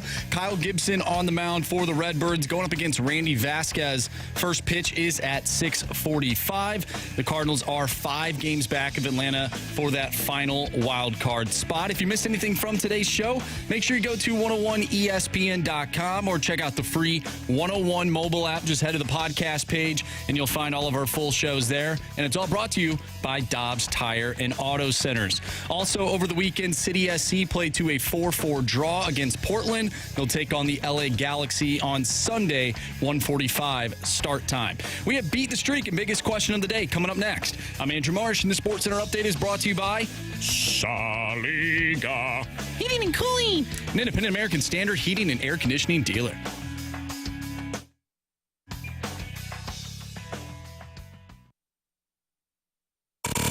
We're going streaking! to hit baseballs. All of my successes depend on me. You ready to hit? The hits just keep on coming. And his first big league hit is a bullet up the middle. All right, we have Doug on the line for Beat the Streak. Doug got a hit last week, so Doug's back for Beat the Streak. What's up, Doug? Hey, how's it going? Do people sing the Doug song to you from The Hangover every single time they see you? You know, they actually do. Yeah, on the bowling team they do. That makes sense, yeah. Do you want to smash their faces in when they do, or are you cool with it? No, it's all good. Okay, all right. Doug's a nice guy. He better not play Marsh in the Gauntlet. Ever. He's going to have issues. Yep. All right, Marsh, what's our latest standings there, kid? Anthony, you have a streak of 6 right now. It's pretty good. Be a shame if it came to an end. Thanks, guys. I have a streak of 3. That's all I have because the home run derby's gone to crap, and you guys have rubbed that right in my face. I don't like the board. it. I do. Thank you. Got bet the board. You're not in first. You're tied for first, but not in first. It ain't first, you're last. That's true. Well, actually, yeah. I have a streak of 3. Doug has a streak of 1. And Jamie and Carey are back to 0. Yes. Thank you, Kyle. All right. All right. Okay. No, hey, let's focus up here. All right, guys. A year ago, I went on a streak. I knew you were going to do 13 this. straight. I'm right? so upset right now that I'm not in the league. Why are you going right now? He's winning. 6. Oh, 6 is the number. Damn. I'm not going to do what you guys think I'm going to do, though. You are. You're 100% going to do it. You should. I'm going to take Luis Ariz. I'm going to take Luis Ariz for this one. What has he done against Kyle Gibson? Doesn't matter. A lot. Carey, you know the record you tied me? Yeah, it was on the back There's a of 4-game Luis. 4-game Marlins series, and I swept it with Ariz. Thanks, Dad. Go for a 10-pointer, Anthony. You guys took that completely out of context. I said that right, and everybody's. That's on me. Well, it's not just you, Carey. It's everybody. Thanks, Carey, thanks for taking accountability there. I've learned that in therapy. He doesn't mean You're it. a big man. Yeah. No, he does mean it. I know it. No, That was on me. If you said it, Jamie, I knew you wouldn't mean it, but Carey's a wouldn't stand-up say it. guy. He would not say it. Very true. Even if he was wrong. 100%. He doesn't care. That's a good point. No, you're right. All right, Marsh, go ahead. I'm going to take Jerks and Profar tonight. Oh, man. Wow. That's heavy. Doug is up next. Dougie, what do you want? All right, I'm going out on a limb here. I'm going to take Victor Scott the second. Oh, I like that. He's been hot. I like that. All right, who's up next there, Marsh? It's either between Carey. Well, actually, Jamie. We'll go with Jamie. He had a better streak before he lost it. Yeah, that's right. I'm going to go with Nolan Arenado. Nice. Really? He's been heating up. 20-some games. He's been more than heating up. He's been real good of late. Give me Manny Machado. Old Manny Machado. All right. What do you shake your head for? I don't know. What? Don't know. He got 30 at bats against him. He's hitting 333. It's good. Yes. Yeah. All right, what now? I think that's it, right? That's it. All right, Doug, good luck to you, man. Thank you, guys. I apprate it. See you tomorrow. All right, buddy. See you. There you go. From Beat the Streak to see you tomorrow. See you tomorrow. That's it. Biggest question of the day. It's time for the Fast Lane's biggest question of the day. We get a question from the 314. What grade would you give Ollie Marmol if he gets his team into the playoffs? If he gets this team in the playoffs? That's a really interesting question. Why would he say it like if he gets this team into the playoffs? But if I think this is a really interesting question though, because if you go by right now, we would probably give him a very high grade. But if we started at the start of the season, we wouldn't give him a high grade. if we're going like right now, if he got this team in right now, I thought you meant where they are right now. I'm like, no, he wouldn't get a high grade, but I get what you mean. Them into the playoffs. Yeah. You'd probably give them a high grade, right? But if you go back to the start of the season and you say, well, what grade if they merely make the playoffs, right? They get the last wild card. What grade would you give Ollie? It probably wouldn't be that high. It would have been like a C-. Yeah, to start the year. Yeah, that's what I'm thinking. Because you were expecting at least a wild card, right? If you did it right now, I mean, I would have to see how it go. Did somebody just go crazy and get hot? Maybe a B plus. I'd give him an A if he gets this group into the playoffs. I would say so too. Why do you say that, Jamie? Because this group is not good. What makes you say that, Jamie? Their record. Oh, mostly their record and the way they play. They can't put any runs on the dang board.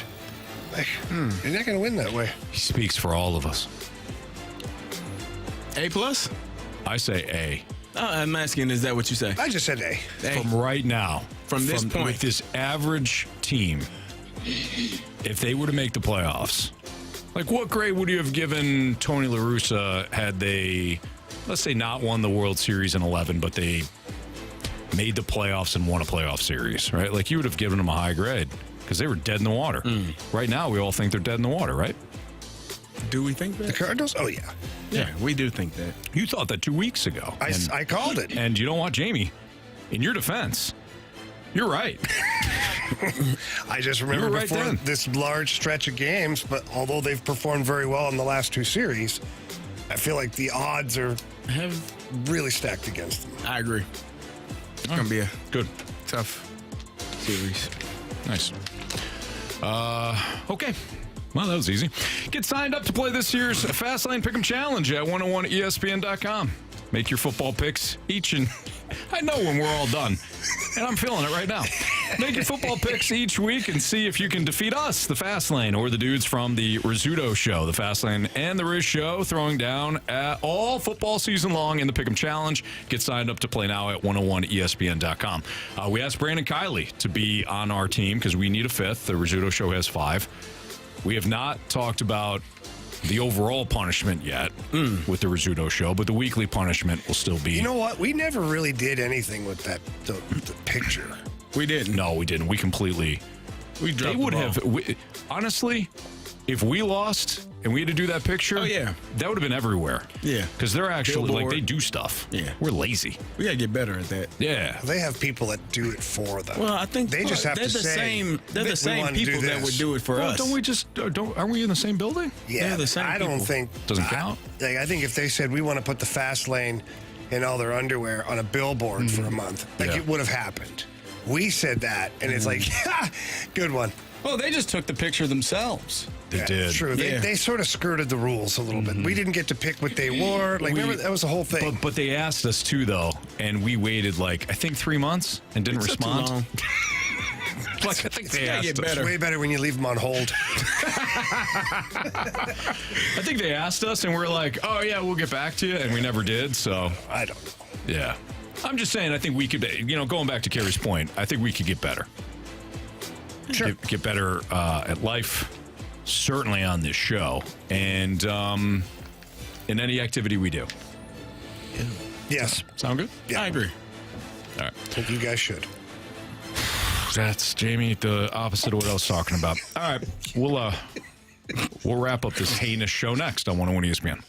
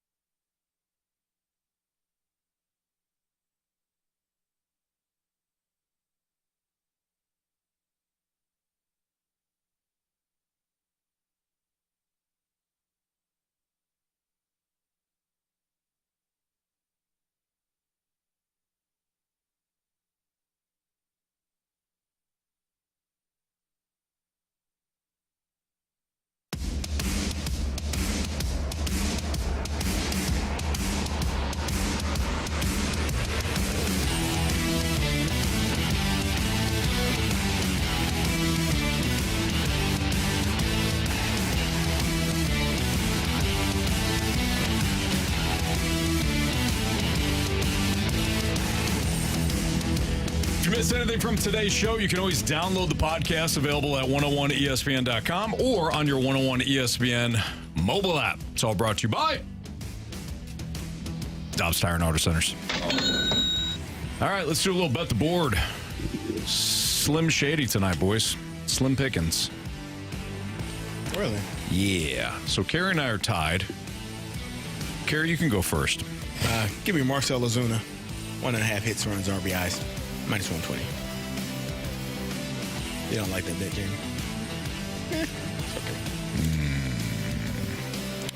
I'm going to take the Atlanta Braves plus 105 on the M line. Who are they playing? Minnesota. Oh, I didn't even We all see. saw that team. That team yeah. sucks.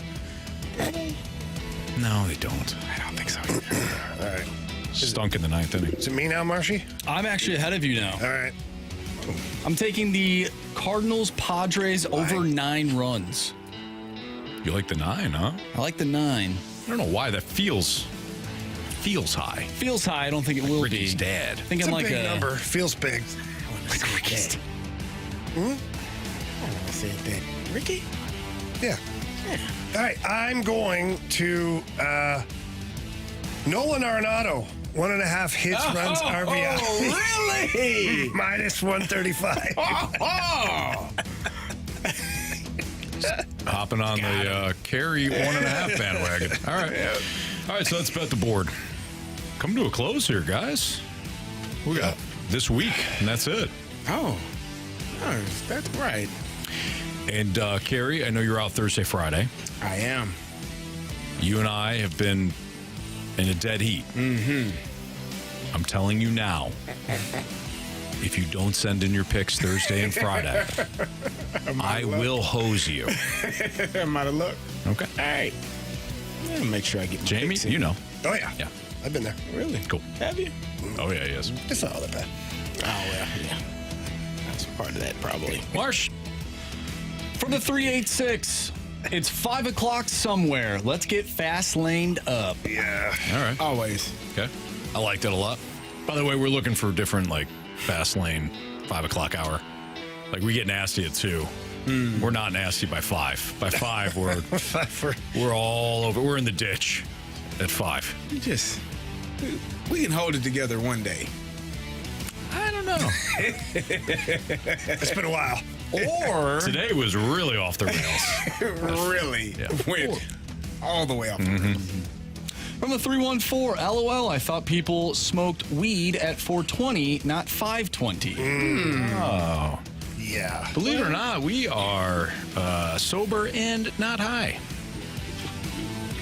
Wow. People can have Jamie. fun. Yeah. Oh, Today. Sober. Sober is a relative term. Yeah. Go ahead, Marsh. Sorry. I got a hangover. Anybody know what that means? Means you're drunk. No. Means I was drunk yesterday. The Water Boy says, this is a real show where everyone pays attention and tries hard. There you go. Yeah, absolutely. Thank you, Water Boy. You try hard. Like your Cardinals. I think he's saying that because maybe it was a rough show. And I feel like Ali says that about his players after losses. You know what, guys? They tried hard. So I think Waterboy's saying, yeah, not your best, guys. Think? Really? But you tried hard. Yeah. That's my read on it. We have from the 636 getting freaky at 5. That's from Grant's second fan. We have another 636. Where are we at 5? That's a good one. That's a real good one. Grant Francis fan club. First, Central Michigan told Stalter he's not a shortstop. Then they probably told him he's a radio guy, not a TV guy. Yeah. Yeah, I think that's how it went. Yeah. No. Nah. They didn't tell me anything. Except for where to put the money for tuition. Yeah. They're like, we don't care what you do after it. Just make sure you pay your bills. Make sure this check clears. Yeah. Kyle from the Snake Pit said that I was proving the teleprompter thing correct, and that was after I could not count how many questions we had in the Sports Six-Pack. Well, that happens. In fairness to you, there is no teleprompter. There you go. There isn't. Maybe that's... Sometimes I wish there was. Nah, wouldn't use it anyway. Well, speak for yourself. I am. Okay. Doesn't someone actually have to, like, roll the teleprompter down? I believe that's a thing. Yeah, that makes sense. They physically have to do it. It's not like Actually, AI. A lot of times people who are on the camera have the little remote in their hand too, and they're just gonna roll the button. Really? It's like a That's computer mouse, a little roller. You just roll it. Jamie's on TV. Yeah, he is. We could have just turned into Ask Jamie. Yeah, it's okay, guys. He knows his stuff. I'm in the biz, you know. He's a radio guy, a TV guy, Does it all. an owner, a facilitator of something, I'm sure. Oh, absolutely. Thanks, I'll Dad. facilitate the heck out of you. Wait. Thank you. Like I'll help him. Yeah. Oh, yeah. Jamie's helped me in a lot of ways. If Anthony needs help, I'm there for him. That is 100% accurate. Thank you. Glad to hear it. And I'd be there for you, too. And you have. If you ever asked. I would ask. Yeah. I think I've asked. Sure. Something. Sure. Thanks, Dad. If you could leave at 5:30. Hey, Carey, what time did you leave at? I forgot I even was here on Friday. It's like, how'd you guys do in the Gauntlet on Friday? Like, you were here. Oh. You were here, buddy. Was I? All right. As you were saying that, I was watching the Cardinals replay game and cheering. He was so excited. He's like, oh, yeah. I was like, well, Tommy Pham was up. And I was like, yeah. I was like, wait a minute. He's not even in the lineup. Go ahead, Marsh. The Sorry. replay. Thanks, Dad. Tough water here could be. I think I can speak for all of St. Louis when I say even a bad day is a good day. You know what? I agree with that. Yeah. Thank you. Yeah. Thanks, Waterboy. Well, he's saying even a bad day for us is still a good day. Yeah. That's what he's saying. Yeah. Very nice compliment. Thank you. All right. What's our 3 stars there, kid? All right. Our third star of the day goes out to Gator, who actually drove off with the gas pump still attached to his car. So somebody has done that. Nice job, Gator. Wow. And congratulations to the Florida Little League team Gator was rooting for. Yeah, there you go. Second star of the day goes out to Jamie and Georgia Tech. The Ramblin' Wreck from Georgia Tech. Jamie saw him one time. Doesn't know who he played. Doesn't know who they played. He was hammered. Just being honest, boys. First star of the day goes out to a guy who lost the gauntlet and had to serve his punishment in the penalty box. That's Carey Davis in the penalty box in the center. Don't remind me. Yep. Way to go, Carey. Yeah, Carey for the first time ever. Hope you all never have to. The penalty that box. fate. Yeah, that was tough. That was rough. That was tough to see. It was. That'll do it for us. It was literally tough to see you back there. Andrew Marsh, Carey Davis. Why is that? Well, he's back there. Jamie Rivers, I'm Anthony Stalter. See ya.